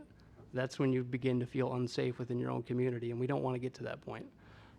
So it's not an easy decision, and unfortunately that this is the body that has to take up these decisions because the prior 30 years didn't. And it's the education factor of those that presented before Tom for the last 30 years at this utility that didn't bring this to the forefront.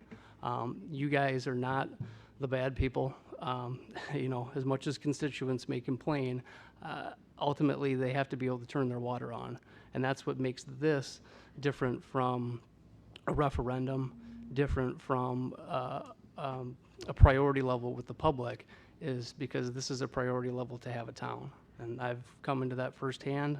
It's not an easy decision to add. In German Valley, we started at about $35 was the average, you know, bill minus, you know, add garbage to that. Now we're up to $100. Yeah, I pay it, they pay it. You know, everybody pays it in town, and that's the difference between having a town and not having one where we're at. I think what's nice about working here is that you do have a pretty big user base. You can shed those large costs over a lot more people to keep it down. If you showed some of the slides that Tom looked at earlier, even $30 puts you in the median, which is, I think, very good because I would agree with Andrew. People have definitely been taxed enough, but I think you solve those issues in your other budgets. I don't know that you follow, you know, undermining the utility or delaying strong efforts to replace it, given the infrastructure needs and the warning shot that we had in January. I would like to add one thing on to Sean's comment. He just triggered something because he mentioned the Attorney General. I can give you 3 incidents in the state of Illinois to where cities got into much worse situation than we are. And basically what happens is the control is totally taken away from you.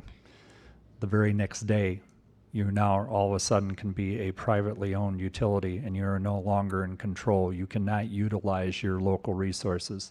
If we stay in control of this, him and I can work together doing in-house engineering kind of there.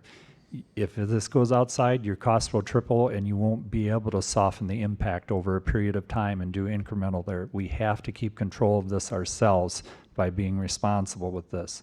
So that is another crutch we can use of why this is hard to do, but it's also necessary to keep control. It's just too important to keep control and keep the community in mind at the same time. And I can't say enough about the position we're in with Sean and his crew and everything of what we can do internally here. It's a big deal. It does not happen very often. Alderman Ross. Yes, Director Glendetti. When a resident gets a new copper service to their house, what is the estimated longevity of that service? We're still using 100 years for a new service based on the new there, and actually we probably won't be using copper in most time. We've switched to what's called SDR9 here against it's another high density polyethylene pipe, again that has the technical principles of this same thing as this really heavy duty pipe we're laying in the street that has there. I've seen copper fail in so many situations. Electrolysis goes after it very easily. If you get stray current in the ground, stray pHs in the ground, copper isn't always there, and it's still widely used, but based on what we see in there, we're switching to this SDR9, and here again, that's even longer term at that point in time. Okay, so instead of saying SDR9, is that compatible, maybe, shall we say, to a PVC?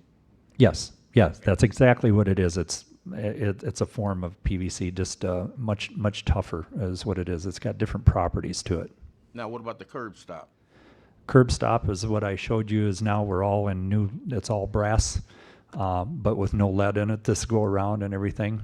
Those we've never seen too many breakdowns. Even the ones that are 100 years old are still intact out there. Yeah, the brass is fine. We haven't any there. It's the iron pipe, it's the cast iron, things like that. That's what's failing. But the brass is, I can tell you for a fact, we got thousands of 100-year-old corpse still in the ground. I just don't want to touch them. No. Okay, thank you. Madam Chair. Alderman Keister. Yes, just real quickly, I appreciate what Alderman Chesney said about the rate increases and stuff. But in the same respect, through no fault of this council or anybody that's on this council right now, we've been put in a bad position due to neglect. I believe Director Glendening when he says we're on borrowed time on this system. We've got to do something. And I don't like it any more than anybody else does. But unless somebody can come up with another idea to come up with this kind of money to fix this system, I don't see where we've got any choice. And I'm sorry, but I think that people would be a lot less upset paying more money on their water bill now than a few years down the road have their water system blow up. Chair? Alderman Chesney. You know, just one observation on the timeline. You know, Alderman Busker has mentioned on a number of occasions, like, can we tackle the CPI index? Can we start to move the needle? And we're, you know, no, we're not ready yet. We're not ready yet. And then we hear these examples of, well, you know, the state's going to come in, they're going to privatize our utilities, and you know, we're on borrowed time, and all these nasty things are going to happen. But we're not ready for a rate increase until May of next year. Conveniently 3 weeks after election. So, I mean, we're in dire need. We're hanging on by a string, but conveniently the timing when we have to pull the trigger is May 1. Isn't that convenient? I mean, well, no, we can't pull the trigger now because we have way too much work right now as it is, and we don't have the manpower, and we have to ramp up. But I promise you we will be ready May 1. Not April, not July, but May 1, 3 weeks after the election. So, you know, I'm not arguing the need, but it's very inconvenient, the timeline. Madam Chair. Alderman Ross. Okay, then I got to ask, what's going to be the solution? I got to ask, what is going to be the solution then? Madam Chair. Alderman Chesney. Well, and I agree with Engineer Gallagher and Director Glendening. I believe there is a need there, and I believe water is an expected utility that we have to provide safely to the people we represent. If we're going to take $30 out of everybody's pocket, let's find another place where we'll put $30 back in somewhere else. So show me a $30 tax cut we're going to provide out of property taxes, out of sales tax, out of electrical, gas, any other tax. So if we're going to take it out for water and sewer because there's a need and it's an expected need, I don't have any disagreement with any of the directors. All I'm suggesting is where are we going to put the $30 back? Alderman Chair. Clem. Did you have a? I did a long time ago, but that's okay. I just will say this. I believe we're getting off subject here big time, okay? I believe that Director Glendening and Director Gallagher have given us quite a bit of information. I believe the time has come for them to sit back and give us a little more information, and then we can debate some of the things. I can remember I went to a Chamber of Commerce dinner in Rockford a few years ago. A gentleman came in from out west in Arizona and gave the speech, and the biggest thing was, biggest thing we have going in the Midwest for us is our water supply. You're going to see, as you are starting to see other parts of the country fight over water, and there will be businesses leave and go to other states simply because they can't get the water supply, and especially some of them in agriculture and stuff. I think basically if we look at this, there was certain administrations that when the money was going up like this, no spending was going on, and it was all put in the bank and used for other things. I guess the simplest thing I'd say is if we can expect to solve this problem and not do any more without spending some monies in the deal, we're kidding ourselves. It's just a matter of how we do it and when we do it, but I seriously would suggest for you guys to take a look and get some stuff together on CPI, some of that kind of stuff, so we can move forward on some things. Madam Chair. Actually, I think Alderman Busker had it. Yeah, I've been listening here. Talking with a lot of constituents on this situation, I kind of reached out that $25 increase that you gave us here a few months back. Now it's 30, but this is a utility that everybody's using. It's not a tax for what might be your projects or whatnot. You know, you're getting something for it. Like the chart said there, our next closest, most expensive utility is cable. Well, I'm paying $60 a month for my water, pay $140 for my cable. Well, you know, I think being able to take a shower and have something to eat with and everything is more important than watching TV. And a lot of my constituents that I've talked to feel the same way, whether or not they didn't, want to stand up here and say it. But I think, that $30 out of their pocket, they might balk at it a little bit, but I don't think it's going to be something that they're going to throw us all out of office for. I think it's in our best interest to give them the water that they need and deserve. Madam Chair. Alderman Keister. Just one quick thing, Mr. Glendenning. When you talked about putting the CPI on now and stuff, I think you said that we could put it on now. However, with the budget already in place and the scheduling and stuff done, it would be put in reserve and it'd be used next year in the schedule, but it could be initiated now? Well, absolutely. We could start the CPI now. What I was referring to as May 1st is for budgetary purposes. As we're planning and everything, we got to know when our budget, it's got to fall within our budget planning from year to year as we get the increases. But it's going to take a few years of collecting in order to get enough money to work with also. But yeah, I mean, the sooner you do it, the better. Yeah, if you're going there, I'm not going to go out there. We don't have anything to spend. We're too busy, like I said, to do it, but it's not going to hurt. We have $0 in reserve on this. I think we got like $250,000 in reserve after our checking account's gone. We have nothing on hand other than our bond payments and our what we collect in order to meet our principal and interest. So we're not sitting in a reserve situation whatsoever in water and sewer. Have not been since I've been here. Okay, so you are requesting that if possible, we get this initiated as soon as possible. I guess what I'd like to do is propose within the month or so or there is basically present you with a capital improvement ordinance that would stick, for year after year. And then I guess we'll have to decide how many, on your guys' behalf, how many years you want to do a $30 increase. Do you want to do, do you want to do 20%, 20% over, 5 years? Do you want to do 25 over 3 or 30? Well, I got to do my math here and everything over there. But again, the sooner you get those dollars here, the sooner it's going to beat the inflationary rate of our construction costs. Chair? Thank you. Actually, I think Mayor Getz would like to say something here. Mr. Glendenning and I agree on the analysis of the system. We do not necessarily agree on the solution. So when we talk about May 1, I just want the record to show I am not in favor of waiting till next year to start looking at how we fund this problem. I'll be very candid with you. One of the concerns that has been expressed to me is if we do a CPI ordinance right away, that people will be tempted to say, okay, we've done something, so we've done enough. We haven't done enough. We won't do enough. I believe we're playing roulette by waiting. Now, it's up to this council to decide what's a fair increase, and I'm not suggesting it has to all come at once. And I'm not suggesting that the ratepayers have to pay everything. There's a lot of grants that we intend to explore and Tom and I have had discussions about what's the priority of those grants. I personally think that one of the most dangerous shortfalls we have right now in the system is we have most of our resources committed to bond payments.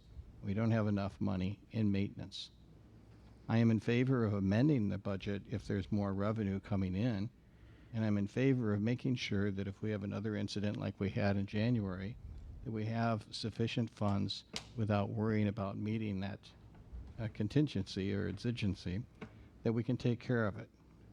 So, you know, the reason that this presentation was scheduled tonight, and we spent, I think, very good time for close to an hour and a half on it, is because from my point of view, the only thing that rates in the same category of importance with water and sewer is the public safety of this community. And in a sense, this is part of the community's public safety. Now, some very good points have been made here about tax load and about quality of life. I will tell you this. If we don't have a reliable water and sewer system, you don't need to worry about businesses. The businesses that rely upon water as a part of the process are going to abandon you. You won't have to worry about residential either. The people who don't have reliable water and sewer, and we have a couple of major citywide incidents, they're going to say, And that's precisely why people in German Valley may grumble about the volume of their water and sewer bill, but they're willing to pay it because the alternative is totally unacceptable to them. So I agree that there's no easy solution here. There's just only bad and worse. But if you look at the handout, this city stands at the lower end of every rate, small town, large town alike. You're way down the food chain in terms of water and sewer rates. That would be a great position to be in if our water and sewer system was where it needed to be.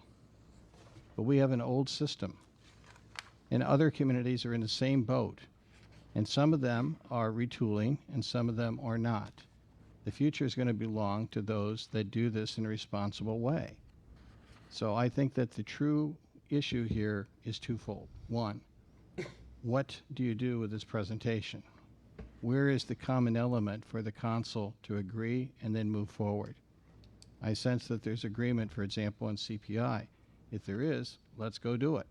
Second, this is only the opening of a larger conversation that I think we need to have with the city, its constituents, our constituents. We need to educate them to what's the status of our water and sewer system, and if necessary, take it to every neighborhood and lay this out. I have a lot of faith in the ability of people, if we give them good information, honest information, transparent information, that they will concur with making these investments.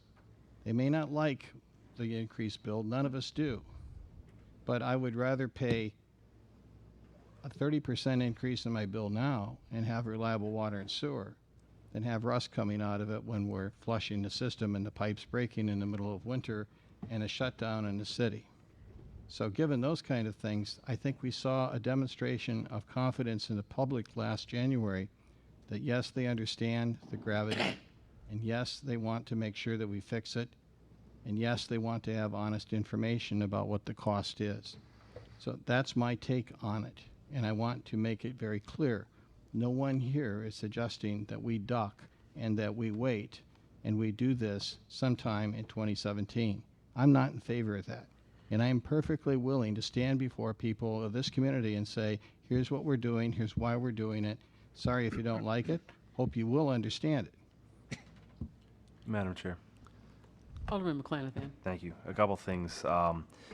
First of all, education. You say every neighborhood if necessary. I think we've been saying for months, education, education, education. You can't do enough of it. Glad to hear you're starting with some groups, but let's expand it, expound it, get feedback as necessary. Sounds like you've already gotten some feedback. You know, you said the Kiwanis group was largely supportive. You also said you've heard some other folks say, well, kick the can, the rates are too high. But I think the more education we do, the more we'll have a consensus on the need. May still have some questions in regards to the how, but you will get that broad consensus on the need. if there's some disagreement in regards to whether we have to do a full package or whether we lock in some CPI thing right now, it's my understanding we already do the CPI for, I think it's like our garbage contract. We just did that a few weeks ago. It seems like there's broad consensus on the CPI. I'd compare it to kind of what we're seeing down in the state and the pension reform issue.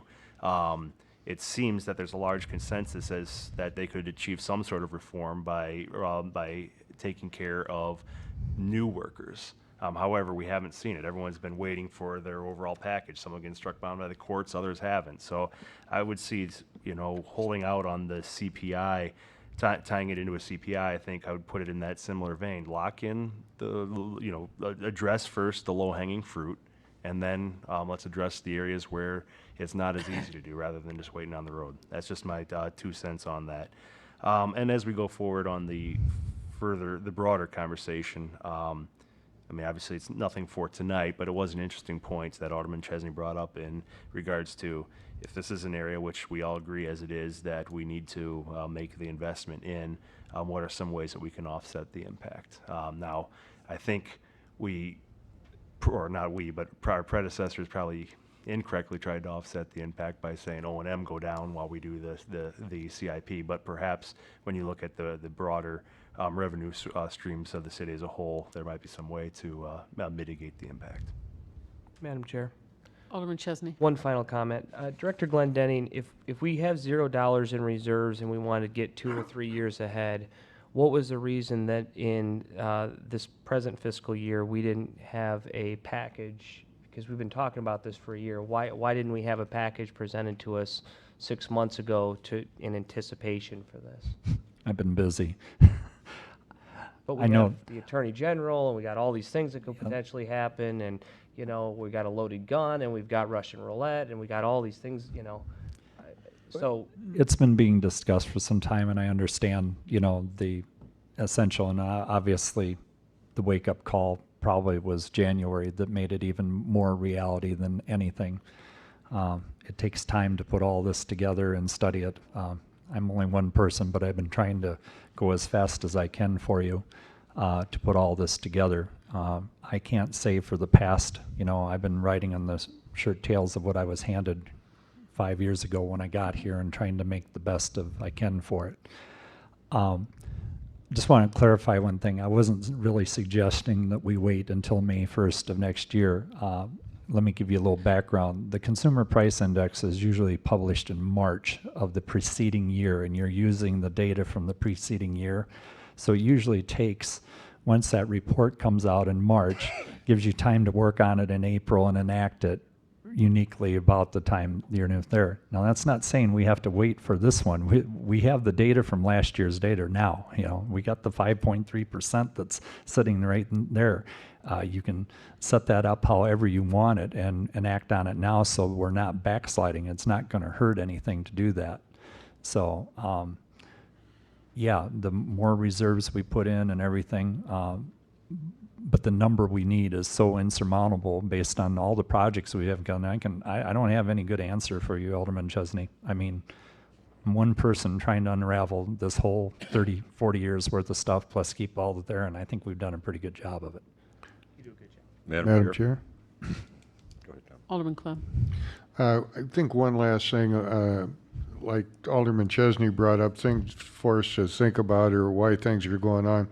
I think one example that we can really take a look at, similar to what Director Gallagher brought up, is if you'll remember a couple years ago, our friends to the north at Northern Hill or the lake up there all had a private water system and had to go and get it revamped. I believe, was that compliments of the state?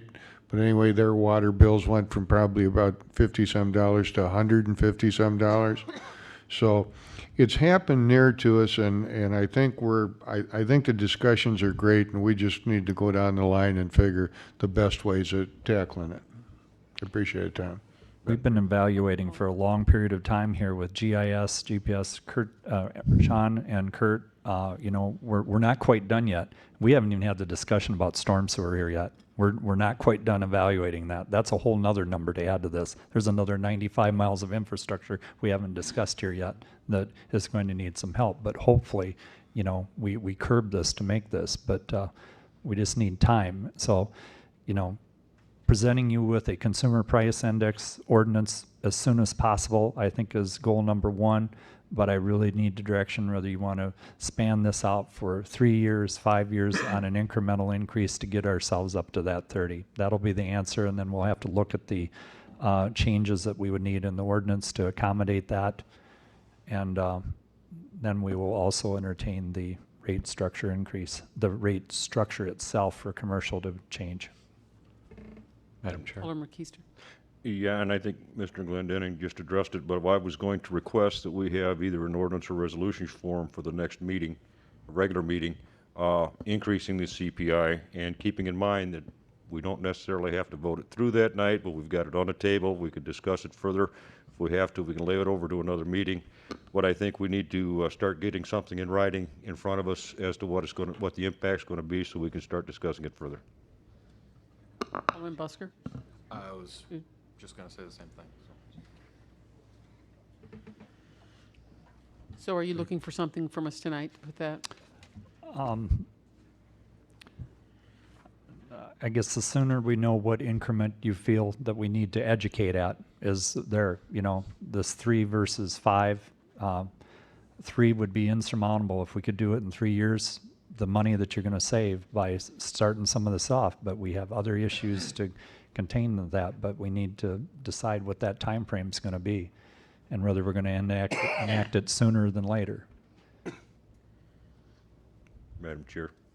Alderman Keister. I guess what I'm wondering is if we start taking action on a CPI and lay the discussion over until the next committee of the whole as to how we're going to work on the other rate increases, would that still kind of be in a good timeline to do that?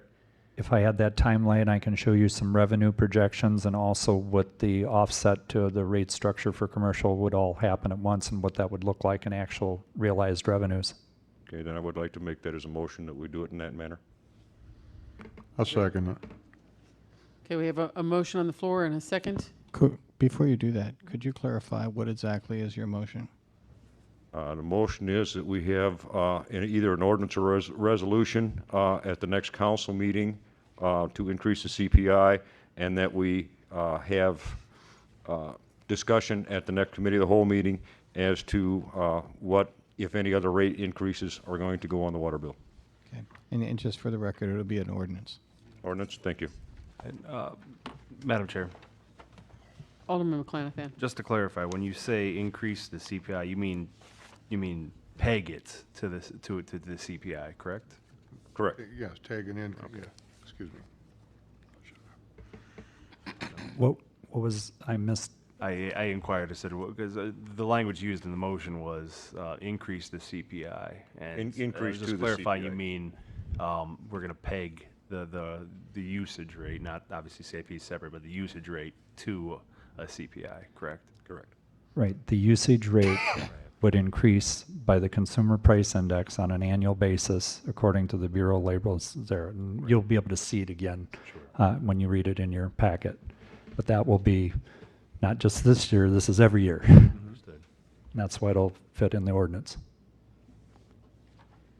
Okay, so we have a motion for an increase of the usage rate. Is that what we're saying? The consumer price index for the okay. usage rate.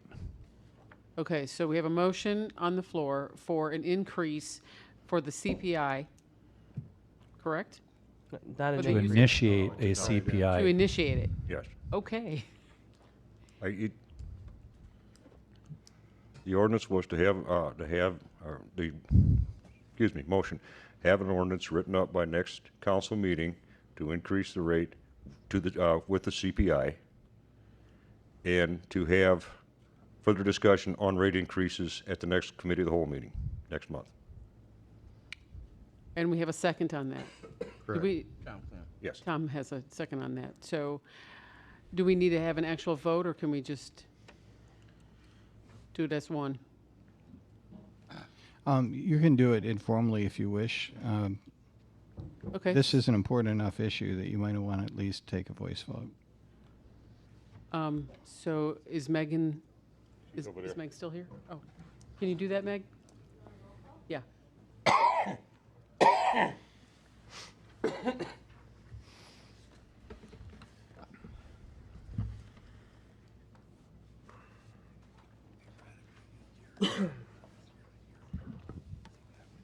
Alderperson Clem, Aye. McClanathan. Aye. Ross. Aye. Miller. Aye. Busker. Aye. Keister. Aye. Chesney. No. Passes 6-1. Okay, so no further discussion on item number 6? Or were you gonna, did you still planning on No, coming back to? I'm good. Okay, so we're good. Okay, then let's move on to number 7, which would be the presentation by the city engineer regarding the update on the motor fuel tax street program options for future years.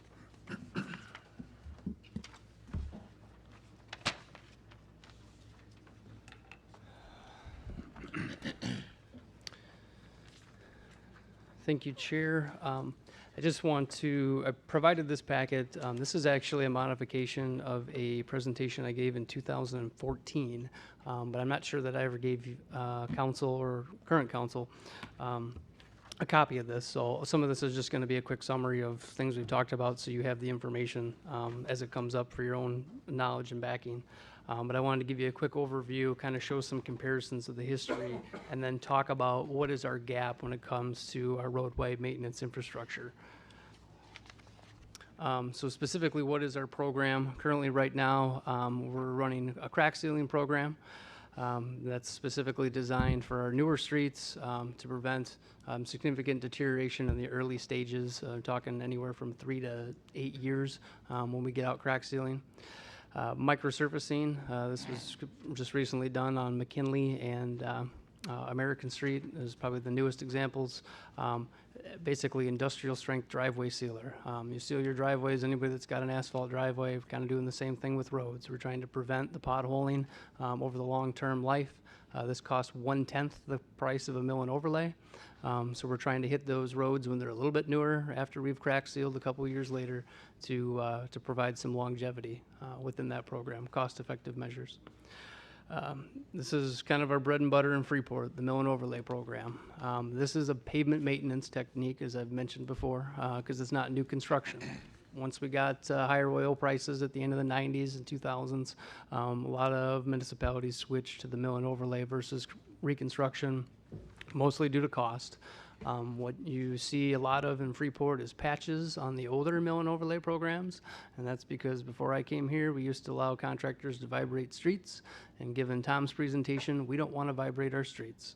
When I first started, I think the prior year's mill and overlay program had 7 water main breaks on 6 different routes.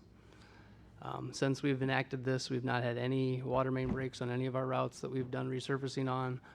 Only a couple weeks ago did we have a service issue on Logan Street that required a cut in on newer asphalt. So just cost-effective measures, trying to use, not waste money. This particular program is what we get calls off for the most part. It's not recommended for every application. There's ways to waste money.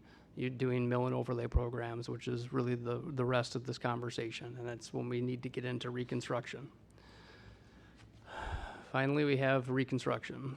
This is the pot of costs that we don't have for. As Alderman Clanathan asked previously, about $175,000 per city block. I use 600 feet as a city block. City of Freeport ranges from 400 to about 800 feet, so 600 is more of an average for us. 250,000 for those utilities if you were to replace them at that time. So my 60-40 split I mentioned earlier, Peter, is actually 41-59. I was off a percent. I apologize. So the street statistics is probably the most important part of this slide presentation. I've shown you this before. The current funding when I started here was basically a 95-year life cycle, which means, let's pick a street that we just did, Harlem Avenue. I'll see you in 95 years. That's when we'll be back, because I have to do the rest of the streets in town before I can come back. That's what that means. So a cost-effective program, realistically, with the materials that we're talking about, really shouldn't exceed 50 years. Concrete's life expectancy is 50 years, asphalt's 20 to 30, depending on the conditions underneath it. So to have a 100-year, near 100-year life expectancy program, this is not uncommon. We're in the state of Illinois. We have a lot of our friends, neighbors that are in the same boat, but that's where this program started at. But what I want to point out is, and I created this pie back in 2013 as almost a guesstimate. I'm pretty much right on. We've crack sealed 23% of the city. At that time, I estimated 20% of the city could be crack sealed, so that was pretty much right on. We have the other phase, it's about 20% that was a little bit further gone. We crack sealed those and are eligible for microsurfacing. Then we have a bigger patch of that, 40% is really mill and overlay quality. It's beyond the minor surface improvements. We've got cut-ins, we've maybe got some sewer patches here and there that the surface needs to be milled off and repaved. And sometimes we'll do curb improvements with that. But then we get to the boat anchor of the pie. It's the section we don't have any money for currently, and that's the reconstruction. About 10% of the city is at the point of reconstruction where a mill and overlay, although it could be used, would fail with significant speed to where it would mostly be a waste of money. And I'll get to some examples of that here shortly. So this was, I had this set up for 2013, and I started deleting all the old slides, and I thought, hey, this is a great comparison, because this was the first year I did the program, and I'll show you how much better it's got, so we can all be happy about that. One of the few silver linings in this presentation. So bulk of the slide, those are all the costs broke out for the mill and overlay program, crack sealing program, and then that year's patch program in 2013. That year we covered about 6.5% of the city, and we spent about $29,000, almost $30,000 on outsourced engineering expenses. So that was my first year trying to learn, figure out all these programs, and we did a significant amount of outsourcing. Fast forward to this year, you notice in the breakouts there's a lot of blanks there in the engineering and inspection portion. We've done it all in-house. The only thing that I will do outside of these walls will be the testing for asphalt and the testing for concrete. So we've 100% absorbed that. Ironically, the $29,000 is the difference between what you paid me when I started and what you pay me now. So I've absorbed those fees and taken care of that aspect of the program. So to make sure that what you're paying me to do is getting done, I guess was the argument there. So we've jumped, as you can see, this is actually doing the mill and overlay, crack sealing, and microsurfacing to 7.2% of the city.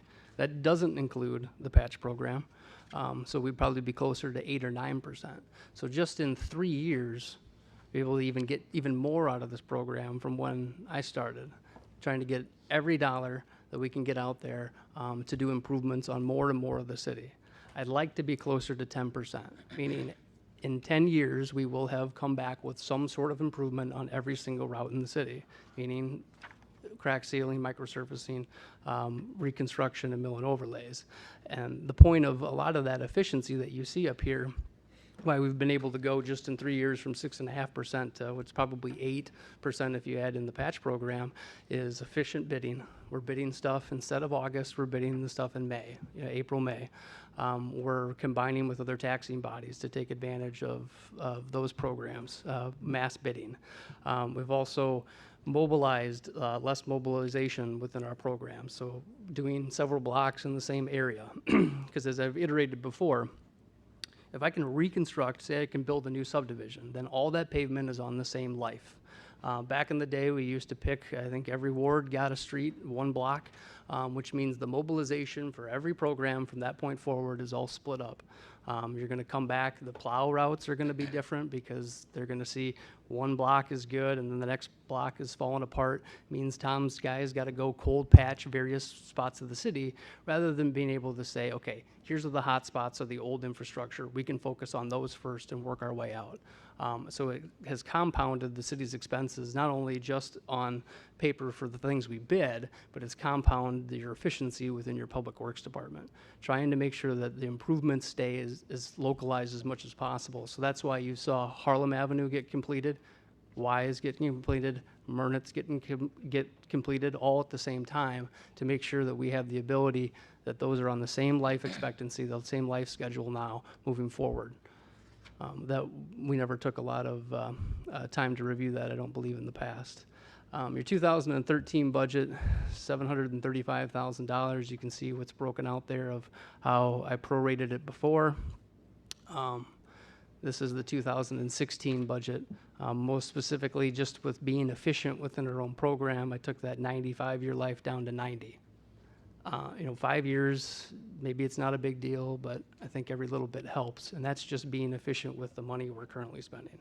Now, if you notice, the revenues went down about $70,000. So not only are we doing more, we're doing more with less, because motor fuel tax, as we all know, is a fixed formula. It doesn't matter if gas is $1 or $20 a gallon. We get the same 19 cents. So until that is changed at a state level, that is the funding source we have. So it's only based on fuel consumption, which is a very upside down philosophy in the modern era of going green and being efficient. So that's something that we can't control, that this taxing body, this elected body, will not be able to control. That comes down from the state, allocated to us. So there's a few things that are besides the point.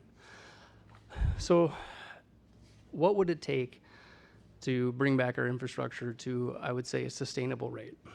I'm looking anywhere from 50 to 60 years. So 55 is basically if you doubled the current program. So you'd go from about $600,000 that we receive now in motor fuel tax.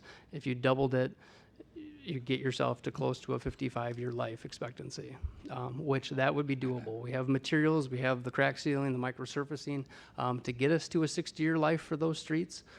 So that would be the sustainable program that I would wish to achieve, given a budget threshold of $1.2 million. What you can see is that from the other slides I showed you, it really doesn't change the microsurfacing, the patch program, the crack sealing program. We would boost those up a little bit.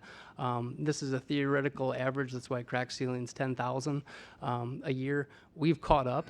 That's probably going to be a once every 3-year program because we're just not doing enough new pavement to constitute bringing somebody into crack seal.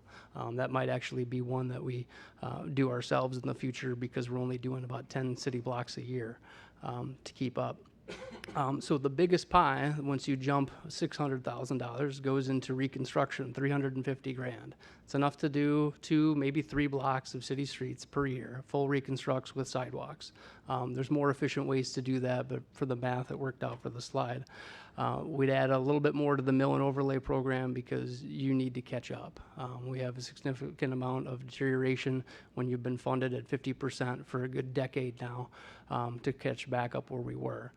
What's nice about the last 4 years that hadn't happened previously is we've had some well-timed water and sewer grants or some other projects that have picked up those 4 city blocks. So we've really been doing this program for about the last 4 years. You had the roundabout that picked up 4 city blocks. You had Adams and Clark that picked up 4 city blocks. So we've had some construction projects that have kept us keeping pace with what this program should be. So Tom talks about depreciation of assets. We've had, we're not falling backwards with a couple of well-timed projects and then with this geared more towards pavement maintenance. So the funding gap is the reconstruction. So this has been, I think, a handout that I gave previously of just different projects and the project allocation costs. One of the things I've argued is the use of TIF assets. When we look at the size of the municipality, and you have $640,000 to spend. It's an incredible amount of construction work, I think, that we do for $640,000. I mean, able to spread over all the wards, try to flip-flop. If one side of the city is getting mill and overlays, the other side can hopefully get microsurfacing, trying to be attentive to every location. So this ironically came out to $6,435,000 worth of reconstructions and additional TIF projects that I think are nearing a priority or need to be a priority based on the assets near them or the deterioration. That $640,000 is ironically what we would spend in the next 10 years if we only did that with our current funding. So because that funding gap is 10% of our projects, What I have done with your street program is we have tried to save the other 90%. And we have let those go. We don't have any money for any of those projects up there without additional revenue. Because the alternative is to not do any of the projects we're currently doing and only do that list. And so most of the pavement projects that I've done have really been to maximize your dollars, cover the biggest area, and then wait for potentially the rainy day when new revenues come in. Andrew kind of hinted at it previously about, tax increases and things like that. The biggest disadvantage we have in Illinois is a lot of municipalities are being forced, have only had MFT funding for years and years and years. So realizing that their infrastructure is not what it was, they've been forced to take matters into their own hands. Well, what that does is we all compete with one another now. It's not a level playing field. If we add a gas tax, maybe they'll go to Lena. If they add a sales tax, well, maybe they'll go to Rochelle. So now we all compete versus if it was a state-driven or national infrastructure increase, we'd all be on the same playing field. It wouldn't matter if you drove to Lena, we'd all pay the same. If you drove to Cedarville, we'd all pay the same. So we've created a scenario where now you're going to compete with all the other vendors no matter which revenue source you pick because it's not state-driven. We have not changed the state sales gas tax since 1992. I don't envision it happening in the next couple of years. And overall, MFT has flatlined. We actually saw an uptick. When I first started, we got about 620,000. If you look at the blue sheet, the total was 657 for last year because people are driving more, the economy is a little bit better. But ultimately, this presentation is geared around we do not have reconstruction money, and it's not recommended to pull and complete this list while we let the other 80-90% of the city of Freeport continue to deteriorate. That was somewhat of a blend of this in the past. You did mill and overlays, you did reconstructions, but the reconstruction money burned up too much of where we weren't doing enough in all the other areas to contain this. So what does the funding gap mean? Well, $650,000 is roughly what you're short. We talked about a 1/4 sales tax, that's $600,000. I look at this more towards a user tax. If this is a revenue source, because the revenue you're trying to achieve is $1 per week for everybody that lives in the city of Freeport between the ages of 18 and 65. Unlike Tom's program, which is a priority, I think, based on the health, life, and safety, this might be more of a luxury. How much, what is the level of service that you want from your roadway infrastructure? One could very much argue, when we even looked at cost savings of the roundabout, fuel efficiency, blight reduction, crime reduction when you do infrastructure improvements for roadways in neighborhoods, that a lot of times you can argue that the money is simply absorbed in the improvement, meaning that you get it back 100% and more with your citizens with less brake jobs, less traffic maintenance, less headaches within your infrastructure. It's kind of the idea that some people will take a perfectly good light bulb and throw it in the trash to replace it with an LED. We're just trying to replace the burnt out ones. And so the efficiency within your transportation community can almost absorb the increases within this. But what I mostly want to convey is we've talked about a lot of these streets. I'll just kind of go through it. Woodside Drive, Chicago Avenue, section of Lincoln Boulevard, Adams Avenue, Monterey Street, Young's Lane, Shawnee Street into the arcade. One of the other things I think that should be considered is overlaying a lot of the Third Ward in the flood areas, cleaning up a lot of those roadways, abandoning some of the roadways that shouldn't exist, that are vacated to discourage the illegal dumping, and cleaning up that. So, that would be definitely probably some of the biggest ones to hit in the next 10 years. Unfortunately, there's not a funding source for it. When we come back to the difference between the water and sewer issues and the street issues, I fully think that this is a referendum issue. Whether or not the citizens of Freeport feel that the roadways are adequate enough or whether or not they want more out of it. What I believe in is 100% transparency. So what I have given you, as I've given you in the past, is this is every dollar you spent out of motor fuel tax. This is all your programs, all the costs, individualized. I compare this with Linda Buss, our treasurer, every couple of months, so you can see exactly where your dollars go. I think it's important whenever you bring in any new program into the mix that you tell people how their money is being spent. Here's the good news when you talk about $600,000 increase. 95% of it will go back into your infrastructure. Only when we're talking about a few of the bigger streets on there will we need to go to outside consulting, or these are projects that I could handle myself already with the current workload. So when we talk about that next dollar going into this program, it's going to almost 100% go into your roads. I don't need any other fancy equipment. I don't need additional resources. I don't need additional manpower. Up until doing a full reconstruction of Adams Avenue, you're talking about full utilities with those. So that's going to take a little bit of the design budget. But over a 10-year period, so your $600,000 a year increase, only about 5% of it's going to go into new engineering. The rest of it's going to go into those improvements and not fly off somewhere else. So I think from an investing standpoint, it's important to be 100% transparent. I also look at the comparisons. Typically when there's a referendum, you have a sunset clause in the first round. Because if I'm not doing a good job, or this program isn't what you want, then quit the program and fire me. We need to have accountability when it comes to every dollar that we ask moving forward. And if I'm not accountable for every dollar moving forward, then we need to make a change. And I will wholeheartedly stand beside that because our infrastructure is too important to waste. One of the things that I've been really concerned about, and I've mentioned it to Tom a couple of times, is having me out in the field, I'm probably making $1,000 to $5,000 an hour decisions, meaning any given day I've probably made $20,000 worth of decisions of things pro, things against, the things we should change within our plans to make it more cost effective. Because what I run into on water and sewer is that everything that everybody's going to notice is the stuff on top. What are we putting back? Dealing with individuals, homeowners, the common response is, this is what I get for my taxes, and they want this, our budget is this. So we've been very much trying not to build ourselves into something we'd have to reconstruct or redo later. So we get ourselves away from projects like the Illinois 75 drainage stuff.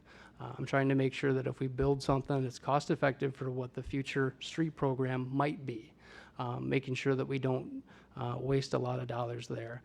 The one downside, and Tom kind of alluded to it earlier, is it's hard to stop on some of these streets that we're in. They're in pretty bad shape, and you elected to move forward with the additional funding for this year's mill and overlay program because in the wake of our water and sewer improvements on Carthage Knox and Platteville Court, not much of the pavement's left. So a lot of those areas, we won't have that opportunity to do. We'll have to leave and the residents get what we have only in the program. But what I fight is there's sometimes an endless limit that we could just keep going. And unfortunately, we don't have that kind of funding. And nobody does. But that's where we get probably our biggest expenses on water and sewer, is because we just can't stop right where we're at. We got to continue on, transition things in. The curbs are too deteriorated, driveways are too deteriorated, and it adds up over time. I think that's pretty much all. The questions can proceed, but I mostly wanted to provide you with a lot of the history information that we've done in the past. So as we talk about this in the future, you can take that information to your constituents and move forward. The two things you will notice that are not in here are federal program. So we do get $212,000 in credit with the federal government that paid for Harlem Avenue, the Stevenson Street portion of Lincoln. But I also, which is revenue, but I also don't show the bridges in here, which is the expense, and those two pretty much offset each other. So when you're talking about what's not on the sheet, it's those two programs, but they pretty much are a wash. One's a benefit, one's an expense. Thank you, Engineer Gallagher. We'll take questions now. Madam Chair. Alderman Chesney. Thank you. Sean, if you look, and I agree with you, I think probably a mistake Freeport's made in the past is if we're going to go to new programs, we haven't gone to the voters, the UK just decided to exit. I mean, if you make a compelling case, I think Rockford just reauthorized their 1% sales tax. So, you know, it isn't that everybody are, you know, anti-tax, but you have to make the compelling case. You know, the challenge is yeah, historically what has been done in Freeport is we put in place a program and then we kind of do a teaser, we do a sunset clause. Well, we all know they never sunset. They just get reauthorized and then we forget that we did it, and now it's a tax that we live with. You know, the idea of a sunset largely get people comfortable with it, and then it just, okay, well, we're used to it now. So, Sean, my question is about the, you know, if we want to change the policy and we want to make the case, because I think we largely acknowledge that, you know, we've got a lot of infrastructure issues with water and sewer, we've got some pension things to establish and deal with, and then, you know, we're got a lot of different things that we're balancing here. Have you done any research on what action the city council needs to take to bring this to some sort of conclusion?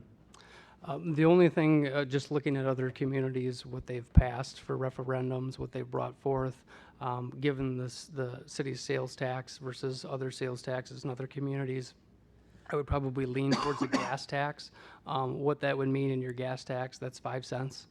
I realize the difficulty with the gas tax. It's user-based, but you can drive down the street, you know, a couple of blocks or to the next community to find a pump somewhere else. So there is a downside when you look at new revenue based only on fuel consumption, as we're in the same boat the state of Illinois is. Now, it's been talked that eventually the state of Illinois would increase or at least change the procedure for how the gas tax is calculated. It really needs to be percentage basis, so that way when fuel goes up, typically oil is up as well, and that's what goes into 90% of your road products. Where we got hit the biggest was in the 90s. You know, it's been a flat fee ever since, and it has not increased. If it had, would be 33 cents a gallon, and we wouldn't be in this problem because our program would double, which is where we should be at. So it's a chicken or the egg thing. They've kicked that can down the road, and now we're basically having to do it locally if we want to change how our roads look. Now, unlike Tom's, this can wait. You have potholes, they'll create accidents, there'll be issues with blight, but ultimately, you know, the town still survives. It really depends on your level of service that you want to provide your constituents and trying to maximize the best revenue. And some of our streets we cannot continue to pour money into without reconstructing, mostly because the utilities underneath them are significantly deteriorated to where it would be a waste of money. Follow up? Alderman Chesney? Mr. Mayor, you've probably had experience with referendums. We know that other municipalities have done them, other taxing bodies. Could you explain a little bit about the process if the city council decided that we wanted to, you know, bring this proposal that Sean put forward and make the case that, you know, there's pros and cons to it? What do you want to do? Do we want, you know, there's many of these streets that I've had constituents come back to me and say, hey, they want them fixed. And you know, I think Sean's doing a good job. We wouldn't have, you know, retained his services if we didn't feel that way. However, I do appreciate that, you know, in light of all the other different things that we're juggling, we have to, at some point, see if, you know, we're going down the right path, right? And do just a temperature check and say, hey, do you want to pay more, or do you want what you got? So do you know the process? Explain to that. Do you have any experience with that? The most logical way, especially on the street program, would probably be to determine A, what's your funding source, and B, what's the wording of the ballot question. It has to be very clear, and you can only ask one question. And this could be done as an advisory referendum. You could actually put it on the November ballot. I don't know exactly off the top of my head the deadline for submitting ballot propositions. I think it's somewhere in August. Thank you. Any further questions? Michael, do you have any further insight into that issue? It's somewhere in August. I'll get that for you if you're interested. Thank you, sir. Madam Chair, Alderman Keister? since if we believe that August is the date to get the referendum on there, could we possibly put this on the next council meeting as a discussion topic, so if we do want to move forward with this with referendum, we have time to do so? Is that a motion? Yes. That We'll be is a setting the agenda tomorrow. I would second that. Thank you. Madam Chair. Alderman Ross. Yes, at this time, I'd like to ditto with, totally agree with what Alderman Chesney, because I'm constantly getting asked about the streets in the Third Ward. And this would be one way of possibly, getting something done. It's a dire need. Any further? Madam Chair, Yeah, Alderman McClanathan. thank you. The first question I would have, and I suppose it's longer policy, question, but you talk about, consumption, obviously with consumption taxes there, and you go to other municipalities. Do you have any information in regards to what's the general percentage? Like if you go up a 1 cent, 2 cent, 3 cent, 5 cent, what's the general percentage lost to other municipalities as you go up if they remain the same? I am not too familiar with many of, especially the initial ones that have passed actual gas taxes. They seem to be specifically tied to, your neighbor raises a percentage on the sales tax, then they do, and they do because they don't want to lose out on the benefit if their constituents pretty much are utilizing the same services. So other than Freeport's, I have not researched any additional municipalities that use a gas tax. Chair? I think the mayor, I think you'll find that, I'll be happy to have our staff do some preliminaries. Maybe we can even have some information for you on Monday. Most of the municipalities that I've observed to date are focusing on an increment of the sales tax, which is not going to be love and kisses from your retailers. I'm unaware of anyone who has done gas tax. The sums that Sean and I have talked about for gas tax are fairly substantial. When you start talking about a nickel on top of 2 cents now, that's a fairly substantial increase, and you will have pushback from your vendors.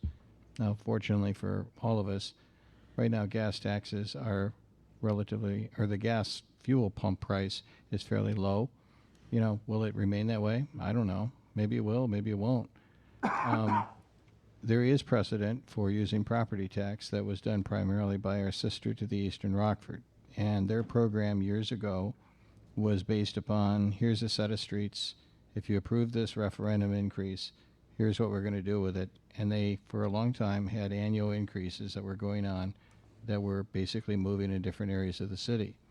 Now, several years ago, I think about 8 years ago, one of those referendums crashed and burned, so they started rethinking their program. And that's where sales tax starts to come in. So those are the three primary user taxes that I'm familiar with. Madam Chair. Alderman McClanathan. Thank you. This is also to the mayor and Engineer Gallagher. I'm looking at your sheet there, the one that you got up right here now. And look, if you look in the TIF and on the mill and overlays, you got a few of them that are in the, you got the Meadows and Rose and Steel. Those I think are at least they're part of the four, or whatever that are down there that you might have some flexibility with. Correct. I don't recall us doing a specific spending plan as it pertains to the TIFs. I remember the broader the plan in regards to that, but particularly when we talk about contiguous funding and things of that nature, is this something that we'd have the option of taking some action on that this year if we wanted to, or would that kind of hamstring us with our TIF plans? Well, I don't know what Sean's answer to that is there is precedent for using funds on that, and in fact, the segment from West Street going over to where it becomes Burchard was done that way. And I personally think that if we can program this properly, that we ought to consider that seriously, because some of those roadways are used for commercial industrial purposes. They're not in very good shape. There's not going to be a way for us to use this any other way. So I think that it's going to be a matter of itemizing all of the different possibilities for funding, which we're presently doing, and then bringing forward a program that allocates some suggestions for your approval. So bottom line, you think it's possible to do that without hamstringing hamstringing your other options by just investing in infrastructure? I do that for some specific commitments that are actually close to being concluded, and we're going to have money that can now be redirected in new directions. Okay. Follow up with that. You know, a lot of those are key ones in TIFs, but a lot of that tends to be similar to our federal projects.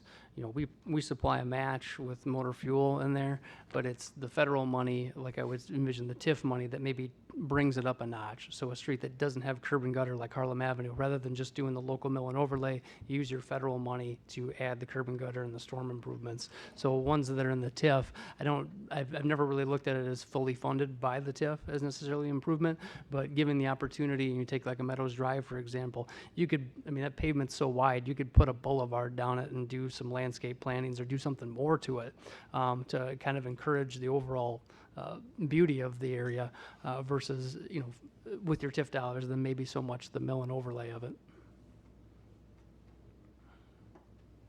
Any further discussion? I believe there's a motion on the floor, right? Alderman Keister, can you recap what you had for a motion? The motion was to put the topic of tax referendum for this program on the agenda for the next regular scheduled meeting for discussion, possible action. And seconded by Alderman Chesney? Correct. Madam Chair, Yes, Alderman Clark. just a clarification maybe. Should that be put on as what would be the source for it rather than just a referendum? I mean, that way you could get, I'm just asking if you could get the gas presentations and all that together so you know where to start, not just limiting to the referendum. Yeah, we changed the motion for that then, to get the information on the different funding sources and stuff. Okay, so the motion will be laid over then to be able to go on to the next council meeting. So we have a motion and a second. All those in favor? Aye. Aye. Opposed? Motion carries. Anything else? Just wanted to follow up. I mean, obviously, it's all theoretical at this point of whether or not additional funding would come, but it's important. I don't want anybody to get concerned. We'll continue to always look at our revenue sources, reevaluate the program. We're not going to create an issue because we simply don't have funding. If there's an emergency or repair on one of those routes, we're still going to be responsible for those. It's just whether or not the method is cost effective, I guess, is what I would argue at this point. Thank you for your presentation. Number 8, update on the Album Street Corridor Sites Environmental Remediation presented by the Community Developer Director.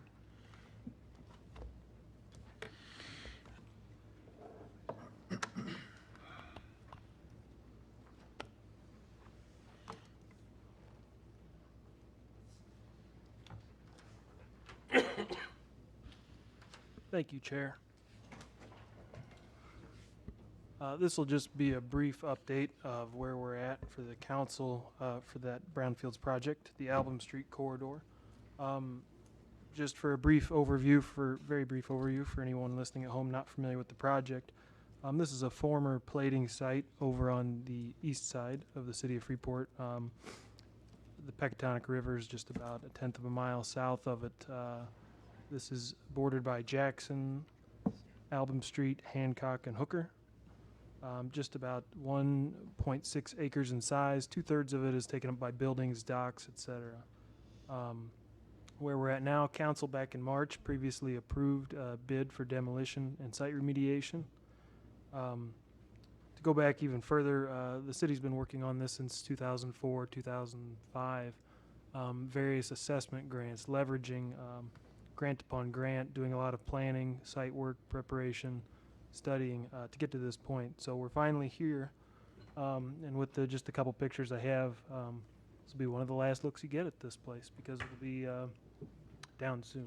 And part of it is down soon, in fact. Some of the buildings have deteriorated to the point where over the winter, one even collapsed. So what's going to be happening soon, there you can see about 1/3 of the site is kind of gravel, empty space.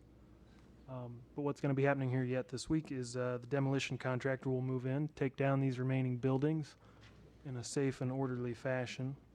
And after that is done, the rest of the site work will proceed. That's going to be removal of some of the most contaminated soil, contaminated with the various heavy metals from when this was used as a plating site. You had things like galvanizing going on. You have things like arsenic still, copper, cyanide, mercury, some other contaminants in the soil. And those are important to remember that they're there because the river is nearby. You get groundwater movement, and that's going to get into your river and cause a lot of environmental problems. So that's the ultimate point of these grants, 3 $200,000 grants for a total of $600,000 for this city block. There's a 20% match on the city's part of $120,000, and it's going toward good use to get this this eyesore down and this really environmental safety hazard down. As I said, the demolition will happen this week. As the soil removal happens in the next couple of weeks, there will be some new soil brought in. It's going to be mixed with, I believe, Cheeseway, of all things, because Cheeseway can act as basically a magnet for electrons, was what it'll do. It'll grab the contaminants in the soil on the site versus having them run off toward the river through the watershed. So that's kind of a neat local tie-in, I guess, for one of our regional byproducts, you would say. So as that occurs in the next 2 to 4 weeks, there'll also be monitoring wells installed. This is so that they can tell that the chemicals aren't moving off-site once they've done this corrective work. And the other work on the site, of course, grading, all those kind of things.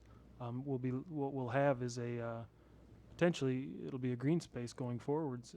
The Peck Path will be going directly by it, so it'll be an opportunity to perhaps do some creative thinking about how to tie that into the path, whether it's pull off a little bit for a bench, bike area, prairie, who knows. But kind of exciting because the opportunities that exist with what you're seeing in some of these pictures aren't very many at all right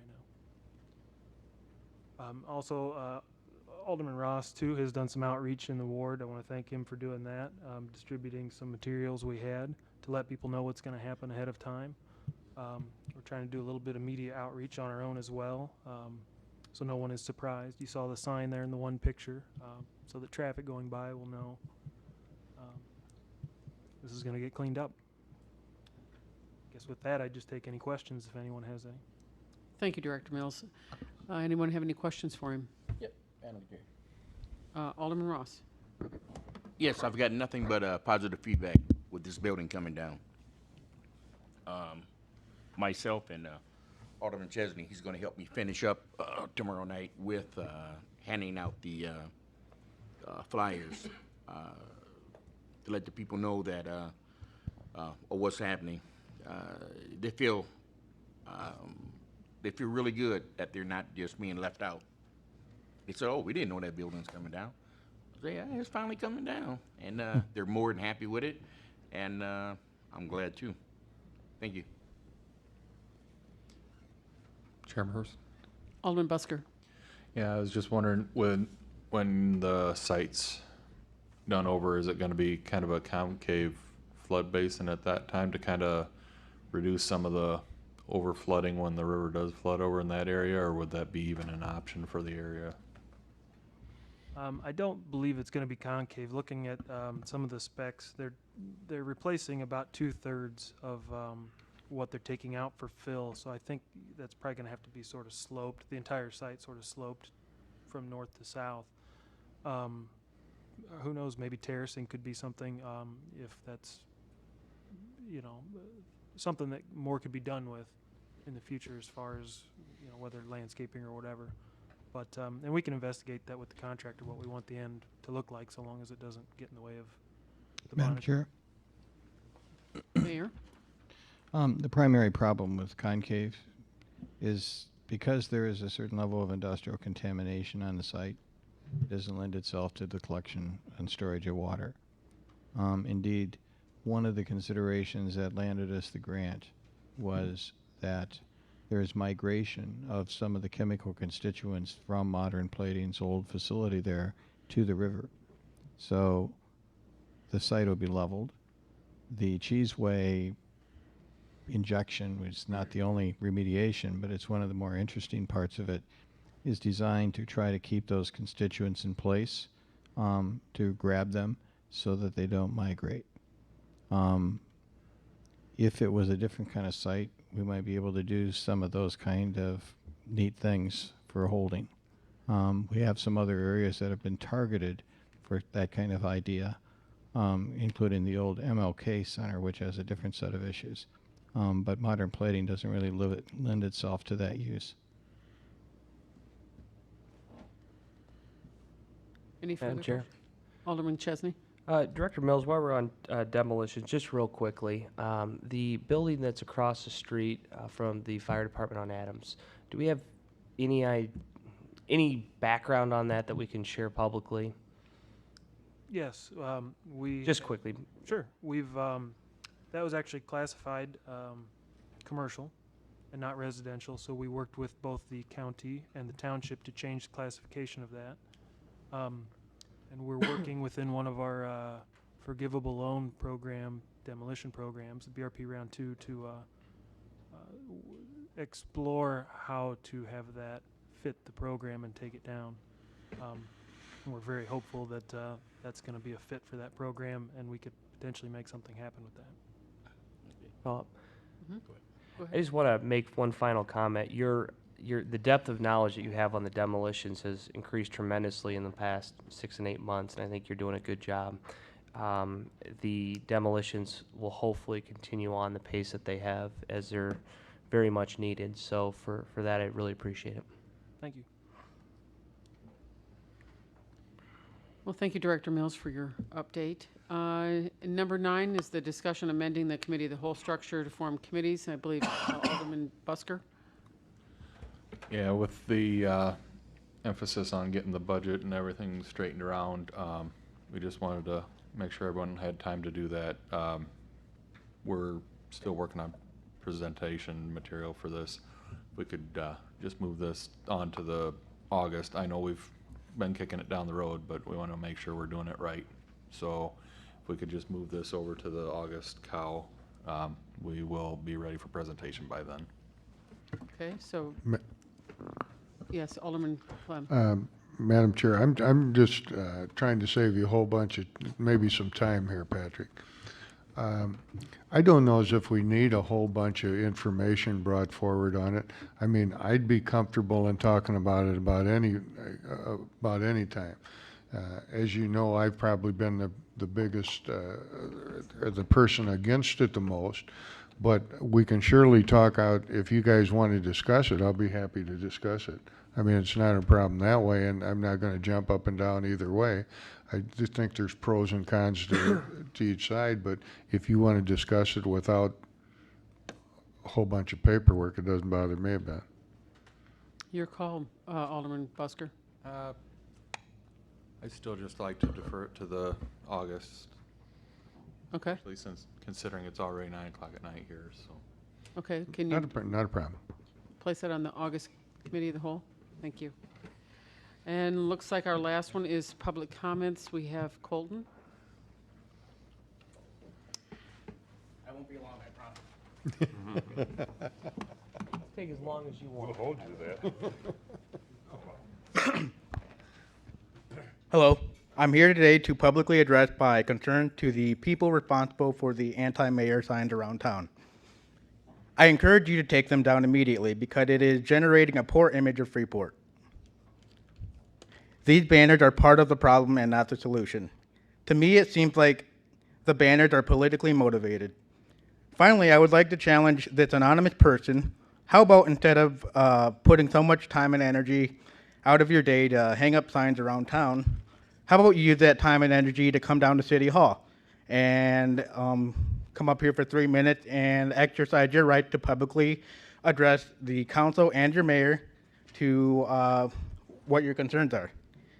Take down the banners because it is an ineffective method for real change.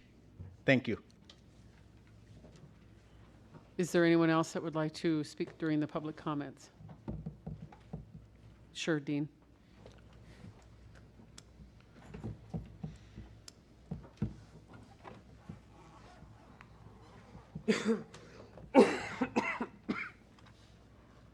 this is going to be a low-ticket item compared to the discussion that you've all had tonight about streets and water. Back in December, when we passed the fiscal year 2016 downtown TIF expenditure plan, in that TIF expenditure plan, there was a $10,000 line item for a yet-to-be-defined ADA accessibility grant for downtown. And I actually had to check to make sure that it actually was still there, and it was there. To the best of my knowledge, I don't think that that grant program has been created. And if it's not been, I would encourage the city government to create one maybe sooner rather than later. As part of the City Center Freeport downtown revitalization effort, I've had the opportunity to talk to had several conversations with many downtown business owners and building owners to better understand the challenges they face in their growing downtown. And there has been a number of them that have expressed an interest in making their downtown buildings more accessible to those with disabilities. As a community, I think we really do affirm and embrace those with disabilities, and we should encourage this type of thinking in our business and building owners and take seriously their heartfelt concern for all of their patrons.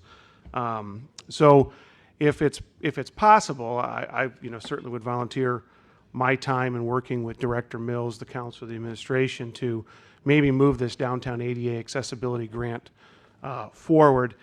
If you take a look at the downtown exterior improvement grant that was created a number of years ago by the council, I think you'll find, if you review that real quick, that probably the process that you might look at for an ADA accessibility was probably very similar to that exterior building program. It meets all the requirements of the Historic Preservation Commission and check off and so forth and so on. And so it may not be as terribly difficult as we might think it is. I'm not saying that we reinvent the wheel, but we might be able to modify the wheel a little bit to fit this program. So I just wanted to bring that attention. It's come to my attention the last couple of weeks. I do think we've got some building owners that are interested in pursuing applying for that grant if that grant is built. And it would be nice if we could get that grant built and maybe get some building owners to apply for that to make the accessibility of their buildings a little bit more compatible to those with disabilities. Thank you. Any other public comment? Anyone have a motion to adjourn? So moved. Second. All those in favor? Aye.